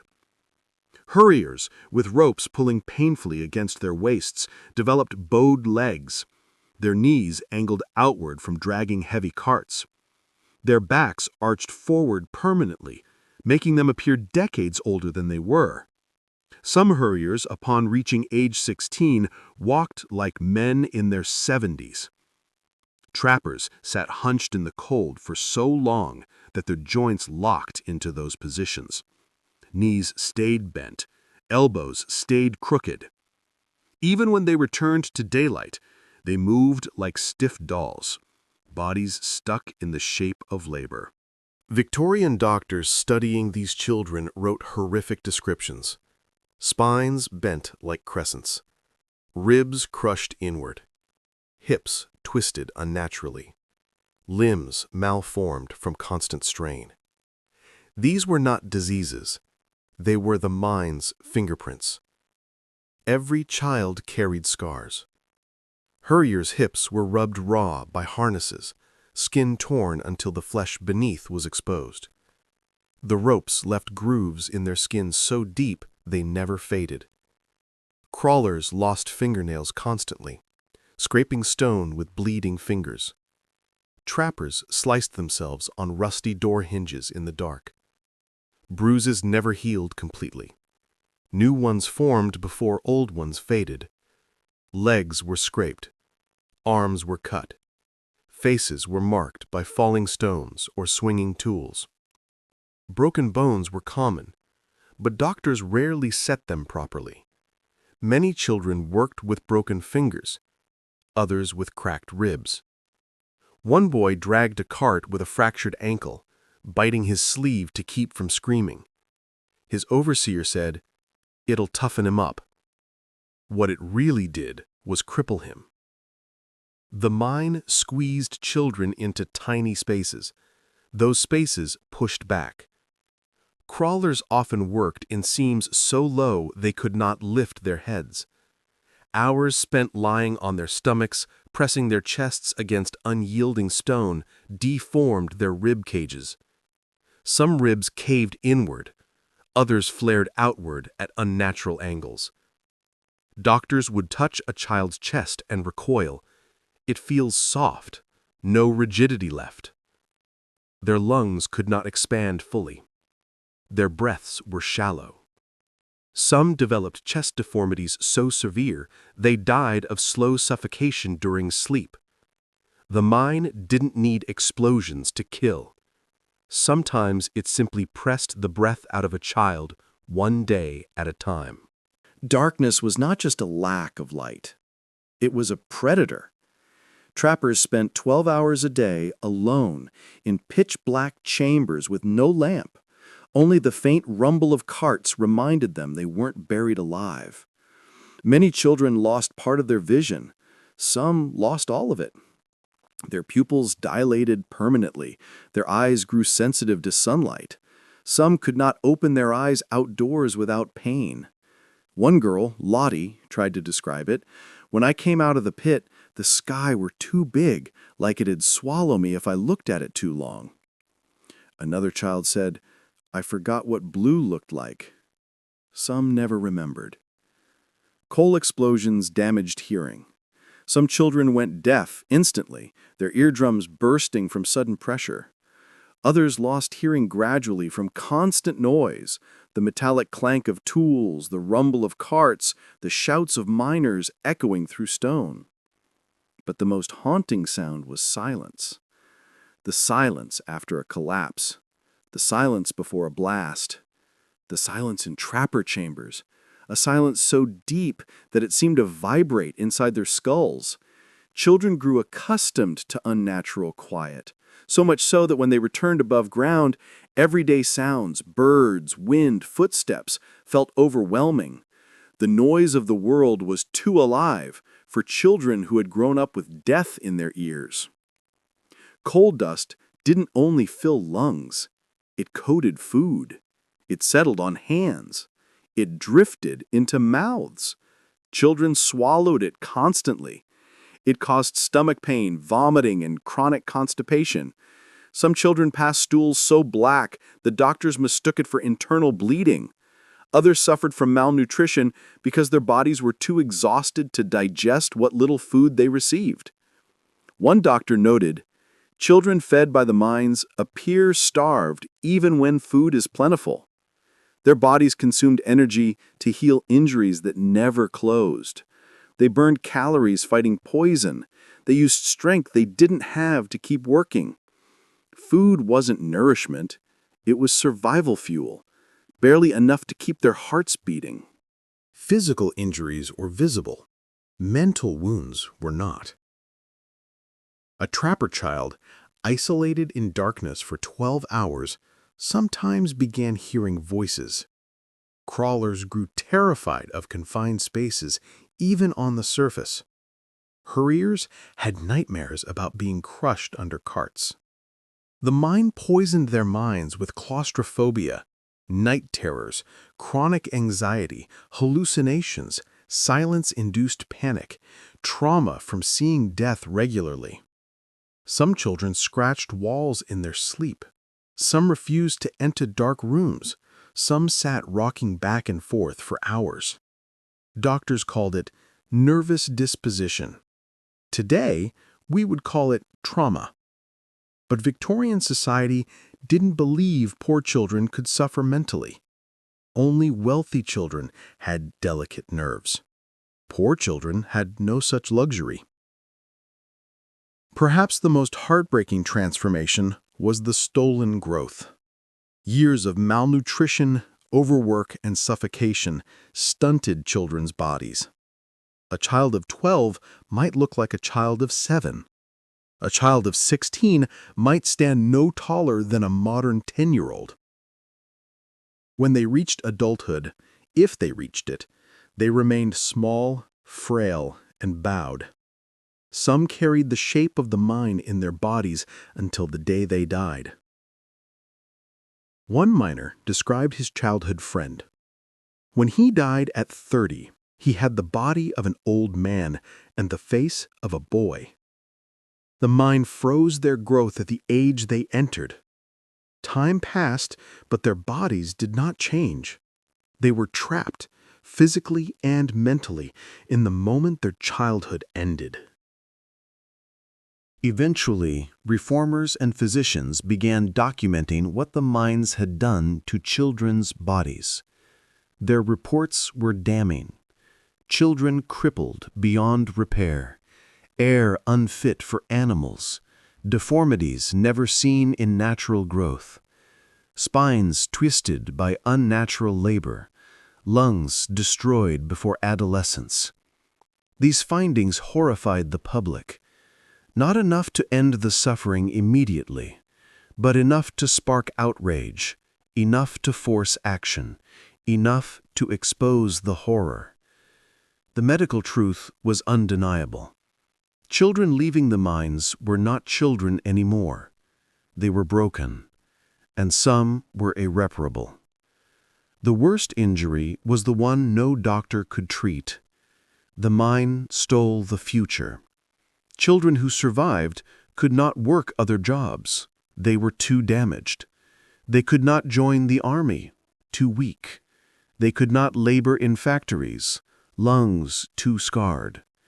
Many could not even hold their own children without coughing fits or collapsing from exhaustion. The mine took their childhood. Then it took their adulthood. And sometimes it took their entire life. The mine had many methods of killing, but its most devastating cruelty was this: it taught children how to die slowly. Every mine had ghosts. The children didn't learn this from storybooks or grandmother's tales. They learned it from the tunnels themselves, from the way the darkness moved, from the way air shifted, from the way echoes carried voices that no living miner had spoken. No one believed in ghosts above ground. Below ground, no one doubted them. Because the deeper you went, the closer you came to the place where the living and the dead breathed the same poisoned air. In the suffocating blackness, every miner, grown or small, knew one truth. The dead never left the mines. They simply waited. The first time a child heard a ghost, it usually sounded like something mundane. A tap, a sigh, a whisper of air through cracks, a faint cry that might be wind, a scrape that might be rats. But children knew the difference between rats and whispers. Rats scratched. Whispers paused. Rats scurried. Whispers listened. One child, a trapper named Edna, sat alone beside her door when she heard it. A faint tapping behind the wall, slow, steady, rhythmic. Tap, pause, tap, pause. She held her breath. It continued. Tap, tap, tap. Not frantic, not panicked, almost polite. She thought it was a miner signaling from the next tunnel. "Who's there?" she whispered, voice trembling. No response. Only tapping. After a minute, the tapping grew softer, as if drifting deeper into the wall, fading into distance until the silence swallowed it. The miners said no one was working on the other side of Edna's chamber. That section had collapsed 2 years before. Everyone who had been in that tunnel had died. Edna never forgot the tapping. For the rest of her life, whenever she heard slow knocks on doors, on windows, on wood, she froze, her heart trapped in her throat, waiting to see if the sound would fade the way it had that day. Hurriers, always moving through twisting paths, often reported something behind them, something that kept pace with their footsteps but never revealed itself. Sometimes it was breath on the back of their neck, sometimes a tingle on their spine, sometimes the sensation of someone walking just behind the cart, helping them push. A boy named Theo felt it most nights. He swore someone held the back of his cart whenever he grew tired. The weight felt lighter, almost floating, until the faintest cold hand touched his shoulder, never hurting, just steadying him. Theo told another child, "I think it's a friend. Someone who died pulling carts like I do. Someone helping me so I won't end up like him." The other child whispered, "That ain't a friend. That's a warning." But Theo never felt afraid. He felt watched, yes, but in the mine, being watched sometimes felt safer than being alone. One day, the presence disappeared. That same day, Theo's cart rope snapped. He jumped forward at the last moment, narrowly avoiding the crushing wheels. He whispered into the darkness, "Thank you." The air behind him stirred, soft, cold, almost like an answer. Crawlers saw ghosts differently. In the tight seams, a child's lamp was their entire world, a circle of trembling yellow light, coal dust drifting like black snow, hands scraping, knees bleeding. But sometimes the lamp revealed something more. Small shapes, brief glimmers, shadows that shouldn't be there. One crawler, 12-year-old Rosa, was deep inside a narrow seam when she saw a tiny flicker ahead. She thought it was another child's lamp. "Hello," she whispered. The flicker drifted deeper. She crawled after it.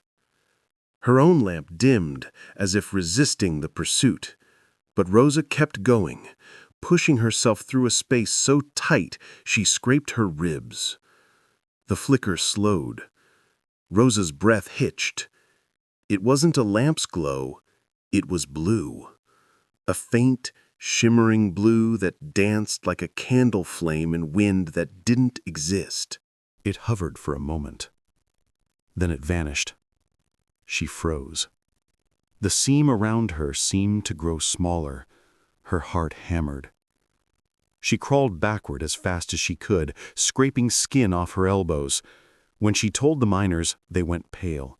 Blue lights meant gas. Ghost lights, they called them. Sometimes they were hallucinations, sometimes deadly warnings. Rosa survived only because she turned back.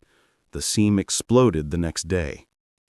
Every mine had at least one story about a child's voice echoing from abandoned passages. It never sounded furious, it never sounded playful. It always sounded like someone calling for help.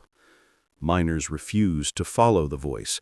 They knew exactly where it came from, the tunnels where children had died, trapped or crushed, still crying out for rescue that never came. One boy named Tom heard it nearly every shift. A soft sobbing, then a whisper, "Help me." He tried telling his overseer. The overseer growled, "If ye hear crying, ye ignore it. The dead have got their world, we've got ours." Tom didn't ignore it. One day, when the crying grew too loud, he followed the voice down a narrow shaft. His lamp flickered as he crept forward. He saw a small shadow crouched near a fallen beam. "Are you hurt?" he whispered. The shadow twitched. Tom raised his lamp. There was no one there. Only a child-sized handprint in the coal dust. He ran. He didn't stop running until he reached the main shaft. He never followed the crying again. But some nights, when he tried to sleep, he heard it in his dreams, begging, "Help me." Even the adults spoke of one spirit with hushed voices, the pit guardian. Not a child, not a miner, not human. A presence older than the mine itself. Some said it was the spirit of the earth. Some said it was the devil. Some said it was the accumulated grief of every lost soul. Whatever it was, it revealed itself only in moments of greatest danger. Just before a collapse, children felt unseen hands pull them backward. Just before a gas burst, their lamps flickered and refused to stay lit. Just before a flooding, the air grew icy even in summer. Miners told stories of a pale shape moving behind beams, a shadow with no footsteps, an outline in the mist that vanished when looked at directly. One seasoned miner swore he saw it once. Tall as any man, but wrong. No face, no skin, just smoke shaped like a person. It walked right through a wall of stone. Some believed the guardian tried to save lives. Others believed it marked who would die. When a child pointed at an empty corner and said, "There's someone there," miners took it seriously. They cleared everyone out of that area. Twice, such warnings prevented a deadly collapse. Other times, not even the spirits could help. After a major accident, for weeks afterward, the children reported seeing moving shadows, lines of figures walking silently through the tunnels, carrying nothing, touching nothing. Ghostly parades. Some crawlers swore they saw tiny footprints appear in coal dust where no one had walked. Some trappers heard footsteps without carts. Hurriers felt cold drafts trailing them even when the air should have been still. One night, a miner fainted after seeing a row of small figures walk into a blocked tunnel. He recognized their faces. Children who had died years earlier. They turned their heads toward him, silent, hollow-eyed, covered in dust. Then they vanished. When he woke, he refused to work underground again. The overseer fired him. He said the ghosts had saved his life. Some ghost stories were metaphors, some weren't. A few terrified children claimed they saw fellow workers who weren't dead, but who were slowly becoming like the spirits. Distant, pale, silent, eyes unfocused, bodies moving mechanically. Children who spent too long in the mines became shadows long before they physically died. They sleepwalked. They stared at walls for hours. They forgot their own names temporarily. One girl whispered, "The mind takes pieces of us. It don't always take the body first." Those children were called ghostlings. Miners avoided looking at them. Parents prayed over them. Overseers ignored them. Some ghostlings recovered when removed from the mines. Some never did. Some wandered into the tunnels during the night and were never found again. The mine claimed them quietly. No accident, no explosion, no collapse. Just a child walking into darkness and not returning. But the greatest haunting wasn't the ghosts the children saw. It was the ghosts they carried. The friend crushed under a cart. The sibling lost in a collapse. The little girl who never came back from the lower seams. The boy whose last scream echoed through the tunnels for days. These ghosts were real. Their names were known. Their faces remembered. Their stories passed through generations. The mine didn't need spirits to haunt its workers. It had memory. The darkness held every cry, every plea, every death, echoing forever in the stones. And even when the mines finally closed, even when the tunnels were filled, even when grass grew over abandoned shafts, locals still avoided those places after sunset. They said the children still walked there, barefoot, dust-covered, eyes wide, searching for the light they never saw again. And if you listened closely, some claimed, you could still hear it, Tap. Pause. Tap. Pause. The sound of a small hand knocking from somewhere deep underground, not asking for rescue, asking to be remembered. For years, decades even, the mines devoured children in silence. Their cries echoed through tunnels no one above ground wanted to imagine. Their bodies were buried in collapses that never reached newspapers. Their names were scrawled in ledgers that only recorded losses, never lives. And for a long time, it seemed no one would ever speak for them. But history does not remain quiet forever. It cannot. Every act of injustice creates pressure, building and building, until someone, somewhere, finally refuses to look away. In the Victorian era, that someone emerged not from the mines, but from the drawing rooms, the churches, the reform halls, and even Parliament itself. These voices were scattered at first, soft and hesitant. But as more horrors came to light, the whispers grew into shouts, and the shouts into a movement. Here is the story of those who dared to fight back. It began with a doctor. Dr. David Hartley was not a revolutionary. He was a quiet man with a quiet practice in a quiet town, but he treated the miners, men, women, children alike, and he saw what no one else wanted to see. Children too stunted to stand upright, girls with twisted spines, boys with lungs that sounded like old machinery, teens who coughed black phlegm into handkerchiefs that turned stiff before they dried. One day, he examined a boy of 12 who had collapsed while dragging a cart. As the boy struggled to breathe, Dr. Hartley listened with his stethoscope and froze. The child's lungs rattled like gravel sliding down metal. "What work does he do?" the doctor asked.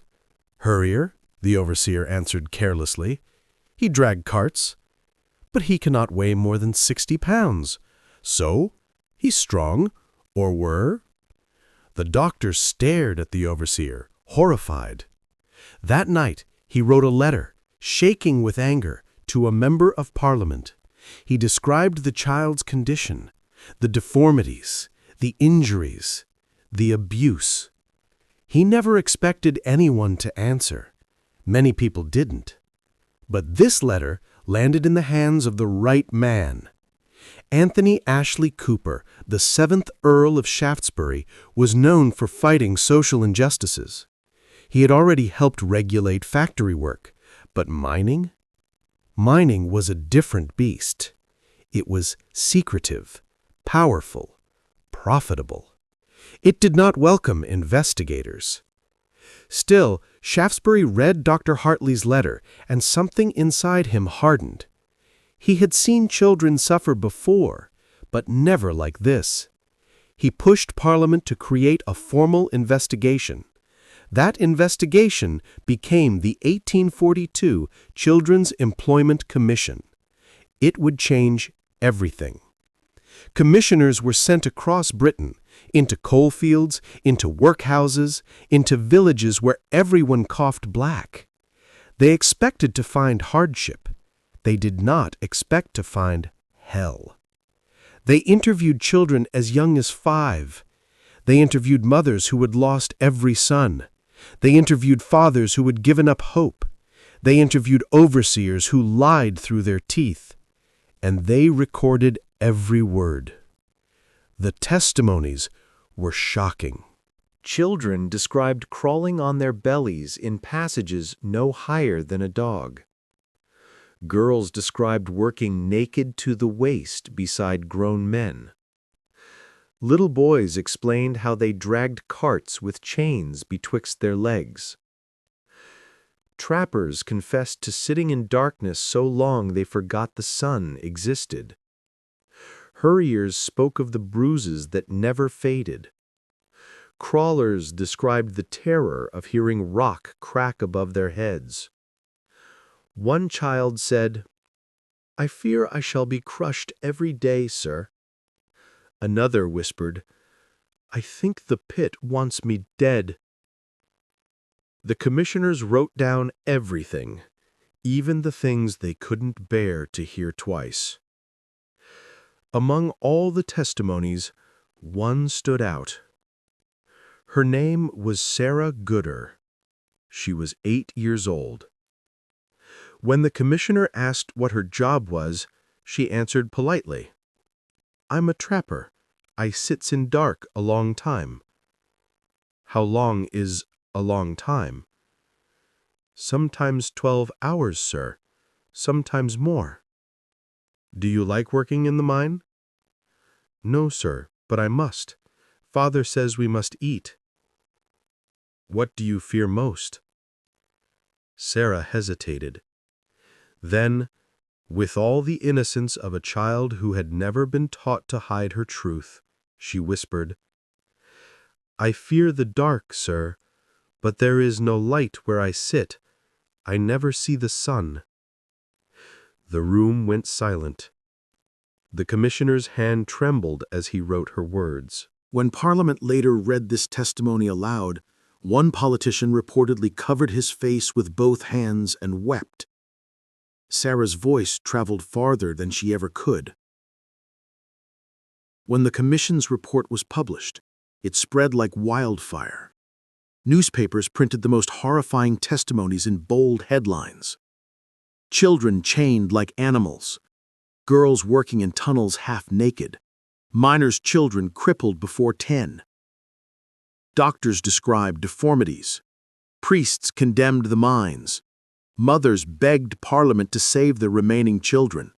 Even some mine owners, those not entirely hardened, expressed shock. The country was horrified. For the first time, the public saw what the mines truly were. Not places of work, but graveyards that demanded small bodies. Meetings were held in churches, town halls, and drawing rooms. Pamphlets circulated. Artists drew haunting sketches of children underground, their lamps flickering weakly against endless black. The pressure grew. Something had to change. Not everyone celebrated the inquiry. Mine owners were livid. They claimed the report exaggerated. They threatened to shut down coal production. They accused the commissioners of sentimentality. They said working children was necessary for the empire. One owner wrote, "If we remove the children, the mines shall collapse, not from stone, but from lack of labor." Another said, "Children work because they must learn industry. Should we let them grow idle and wicked?" To them, the suffering of children was an acceptable cost of doing business. But public anger was louder. For once, the wealthy could not bury the truth by burying the bodies. At first, many adult miners were afraid to criticize the system. Speaking out could cost them their jobs, their only means of feeding their families. But when they saw Parliament listening, some found their courage. A miner named Thomas Hill stood before the commission, hat in hand. "My lads," he said, voice shaking, "are no taller than my belt. They cough all night. They tremble at every creak. They should be outside playing, not trapped in darkness." Another testified, "When the roof comes down, sir, it's the children who die first. They crawl through the smallest holes. They dig where we cannot reach. They are the ones the mine wants." A third miner said, "If you shut the pits tomorrow, I'd rather starve than send my daughter down again." Their voices, raw and trembling, added weight to the movement. Adults finally spoke for the children who had no voice. On the day the final report was read aloud, the House of Commons was filled to the rafters. Politicians leaned forward, spectators pressed against the walls, newspapers waited with pens poised. Lord Shaftesbury stood, holding pages filled with the testimonies of hundreds of children. He read their words, their fear, their pain, their deaths, their loneliness, their hunger, their nightmares. He read until his voice broke. Then he said, "No nation that calls itself civilized can allow its children to labor in such horror." Silence. Then applause. Then action. The Mines and Collieries Act of 1842 passed shortly after. It banned women and girls from working underground. It banned boys under 10. It required inspectors. It forced mines to build safer tunnels. It did not end suffering entirely, but it saved countless lives. And more importantly, it proved the children were finally seen. Not everyone who fought back became famous. Some were teachers who taught pit children to read. Some were doctors who patched broken bodies. Some were mothers who marched to Parliament barefoot. Some were priests who visited miners' cottages after collapses. Some were older miners who shielded children underground. Even the children fought back in quiet ways, sharing bread, holding hands in darkness, warning each other of danger, singing to drown out fear. Courage was not always loud. Sometimes it was a whisper in the dark. After the reforms passed, many testimonies were forgotten, but not Sarah Gooder's. Her words, "I never see the sun," became a rallying cry for reformers. Newspapers printed her face, artists sketched her silhouette, Parliament members quoted her speech. She became the living symbol of every child swallowed by the mines.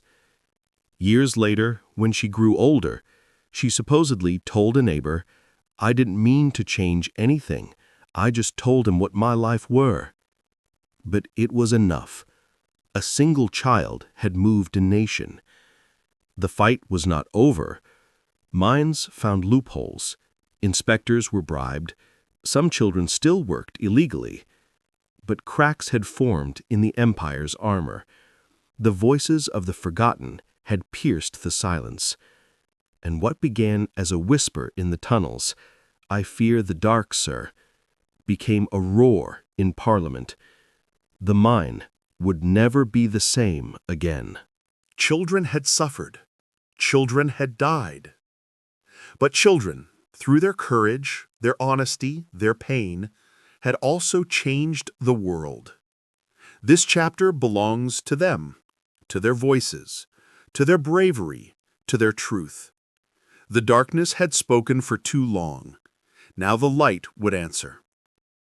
When the Mines and Collieries Act of 1842 finally passed, there were celebrations in streets far from the coalfields. Reformers toasted with wine. Newspapers praised Parliament for its moral victory. Artists sketched triumphant images of children stepping out of darkness and into sunlight. To the world above, it appeared as though salvation had arrived, as though laws could erase suffering, as though ink on paper could undo decades of brutality. But below ground, where the lamps flared weakly and dust drifted like poisoned snow, nothing changed overnight. For the children still trapped in the mines, salvation came like everything else in the Victorian era, slowly, painfully, imperfectly, and only after great resistance. This is the story of a law that was meant to end the nightmare, but struggled to overcome the world that created it. The Mines Act of 1842 declared 4 revolutionary truths. No woman or girl could work underground. No boy under 10 could enter the mines. Inspectors could examine mines for violations. Mine owners were responsible for following the law. It sounded powerful. It sounded final. It sounded like a salvation. But to the mine owners, It sounded like a threat. They did not celebrate. Instead, they braced themselves for battle. The mines depended on small bodies, tiny hands, narrow shoulders, fearful obedience. Removing children overnight was impossible, mine owners claimed. "Give us time," they said. "Children work willingly," they insisted. "The law is unrealistic," they complained. Some owners took bolder steps. They ignored the law entirely. In remote mining towns, where inspectors rarely traveled and newspapers seldom arrived, girls continued working. Boys under 10 still crawled into seams. Overseers ordered children to hide when visitors came. One mine owner reportedly told his workers, "If the inspector asks, tell him the children are at school, or tell him nothing." To enforce silence, he threatened to fire fathers if their daughters spoke to strangers. He threatened to beat boys who mentioned ages. And in places where hunger ruled every household, many families complied. A law meant to protect the vulnerable now demanded bravery from those least able to defy authority.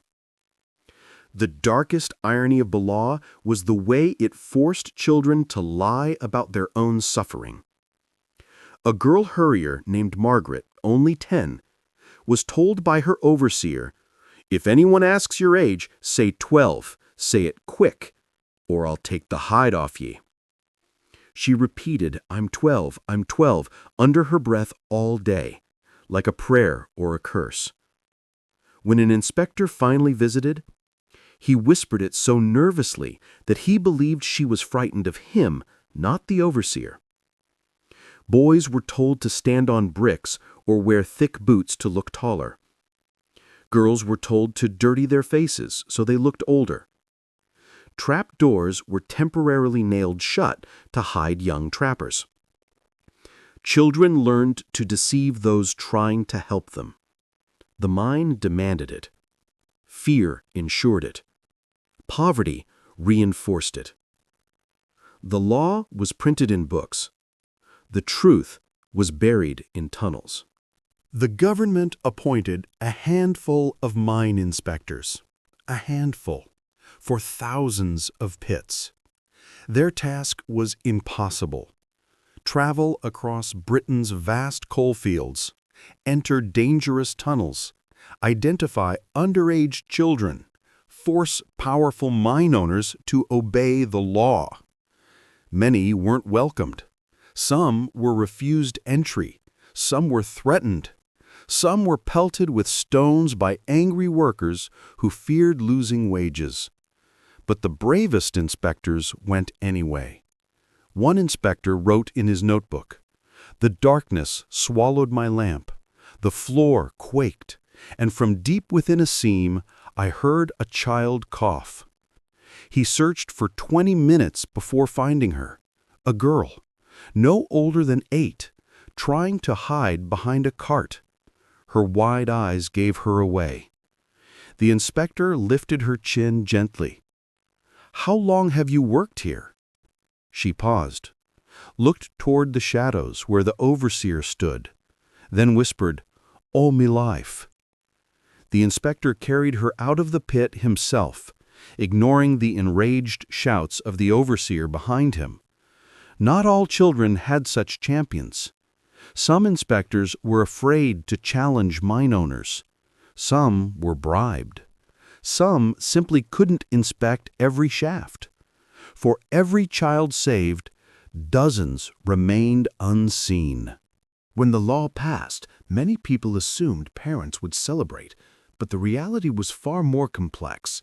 Families depended on children's wages, however small, to survive. Some mothers wept when the law was read aloud in church. Who will buy food now? How will we pay rent? What shall I do if they fire my husband? These weren't rhetorical questions. They were life or death fears. A single missing wage could starve a family. Some children begged their parents, "Ma'am, let me work, please.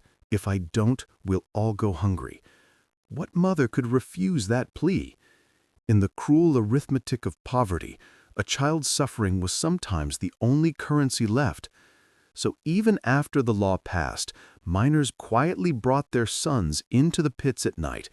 Some women, disguised as men, continued descending into darkness to feed their families. The mines did not force all defiance.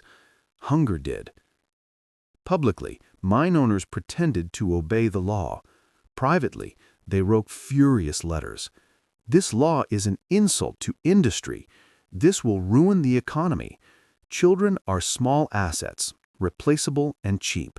Women should work where they can support their families. Mines are not safe for adults alone. This is Parliament's meddling.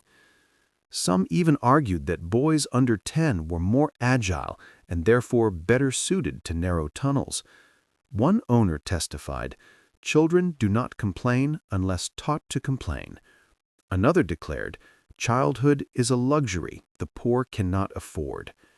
They spoke with confidence because the law, though powerful on paper, was weak in practice.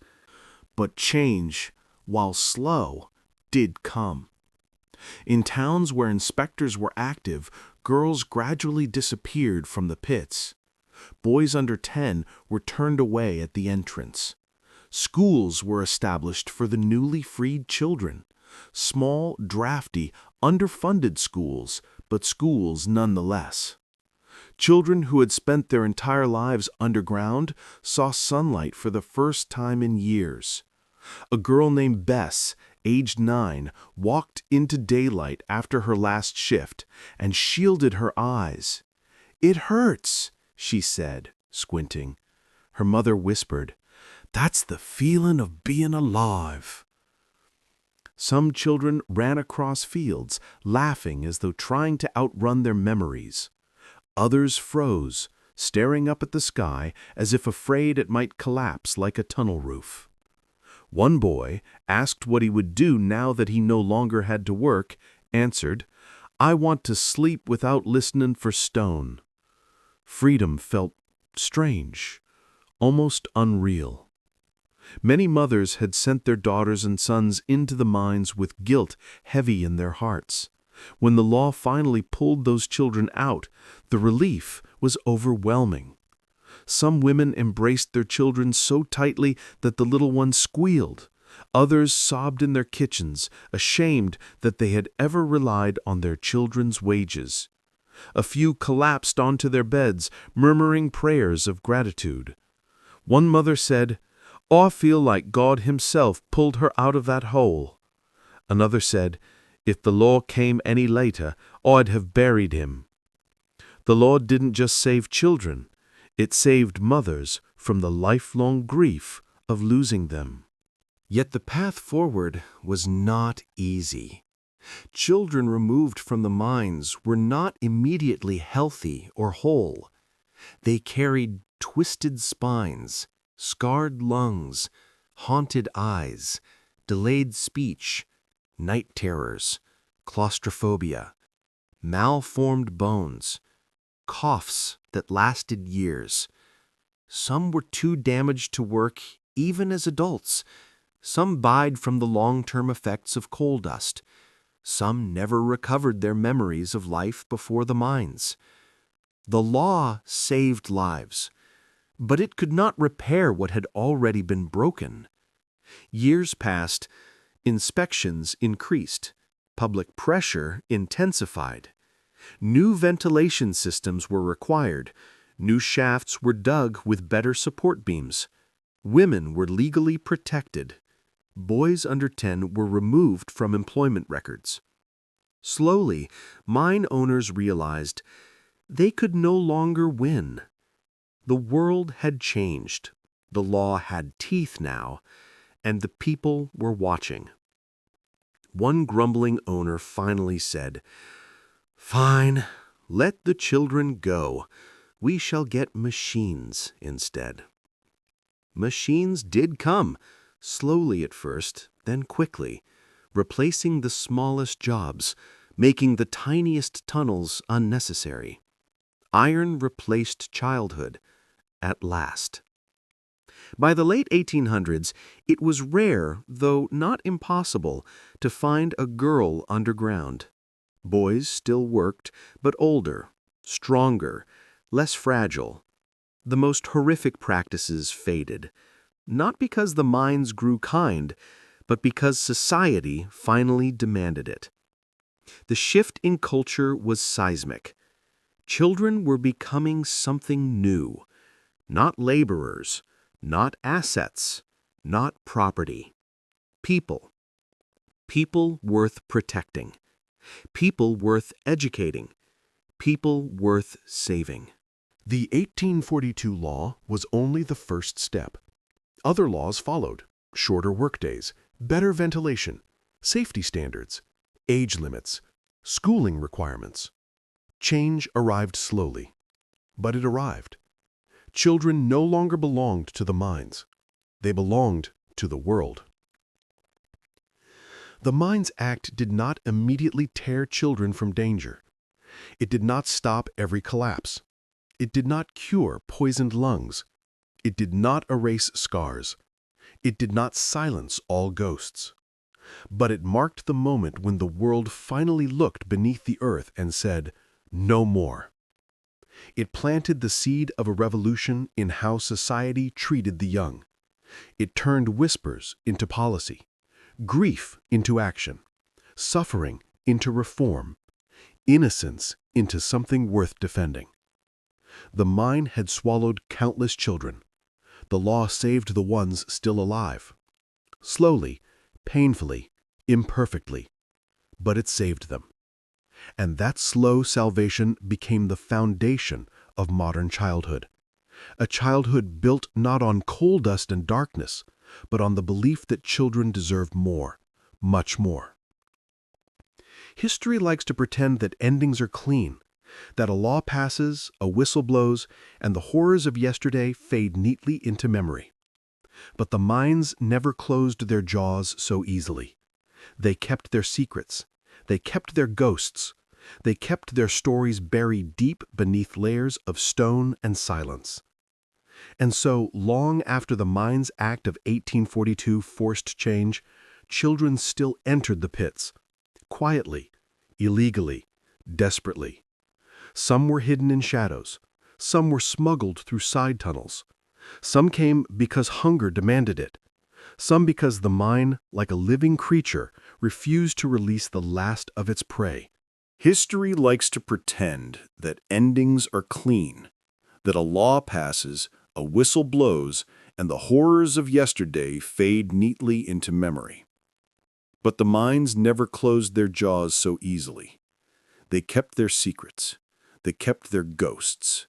They kept their stories buried deep beneath layers of stone and silence. And so, long after the Mines Act of 1842 forced change, children still entered the pits, quietly, illegally, desperately. Some were hidden in shadows. Some were smuggled through side tunnels. Some came because hunger demanded it. Some because the mine, like a living creature, refused to release the last of its prey. This is about the final child. Not one child in particular, but the symbolic last child who ever set foot in the Victorian mines. A child who carried the legacy of all who came before. A child who walked into darkness carrying the weight of centuries. Even after reforms, small boys continued to work in shallow pits, not in the deep labyrinths of old, but in slant mines, drift mines, and surface tunnels. They pushed carts, sorted coal, and crawled into newly dug seams. Some entered the mines at night after inspectors had left. Others were listed on payrolls under their fathers' names. Still others were helpers, which the law did not regulate.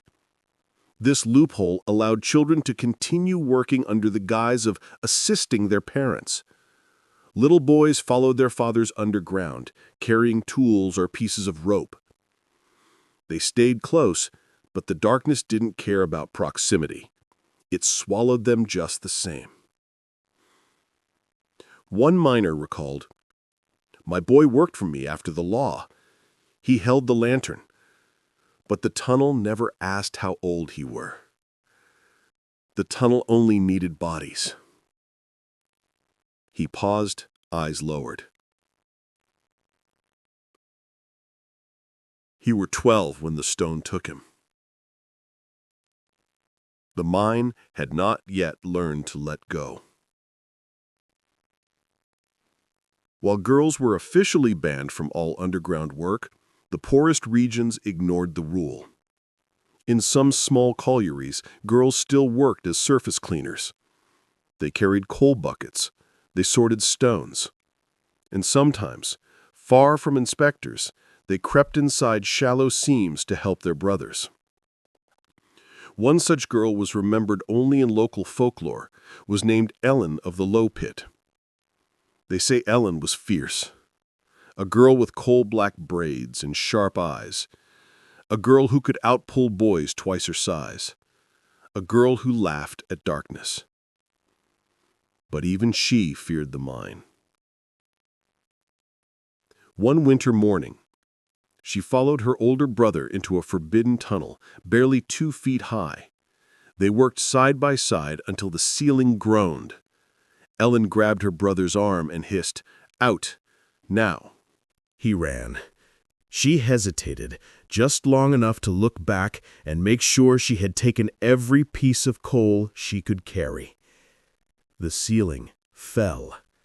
Her brother clawed at the rebel for hours. Others joined him. They dug until their fingers bled. They found Ellen curled beneath the stone, arms wrapped around her tiny stash of coal as if she still felt responsible for feeding her family. She became a legend in the village, a warning, a reminder, and a symbol. She was one of the last girls to die underground. While Parliament congratulated itself, the mines continued their ancient rhythm. Darkness, dust, dripping water, the thud of picks, the echo of footsteps, the cries of men buried alive.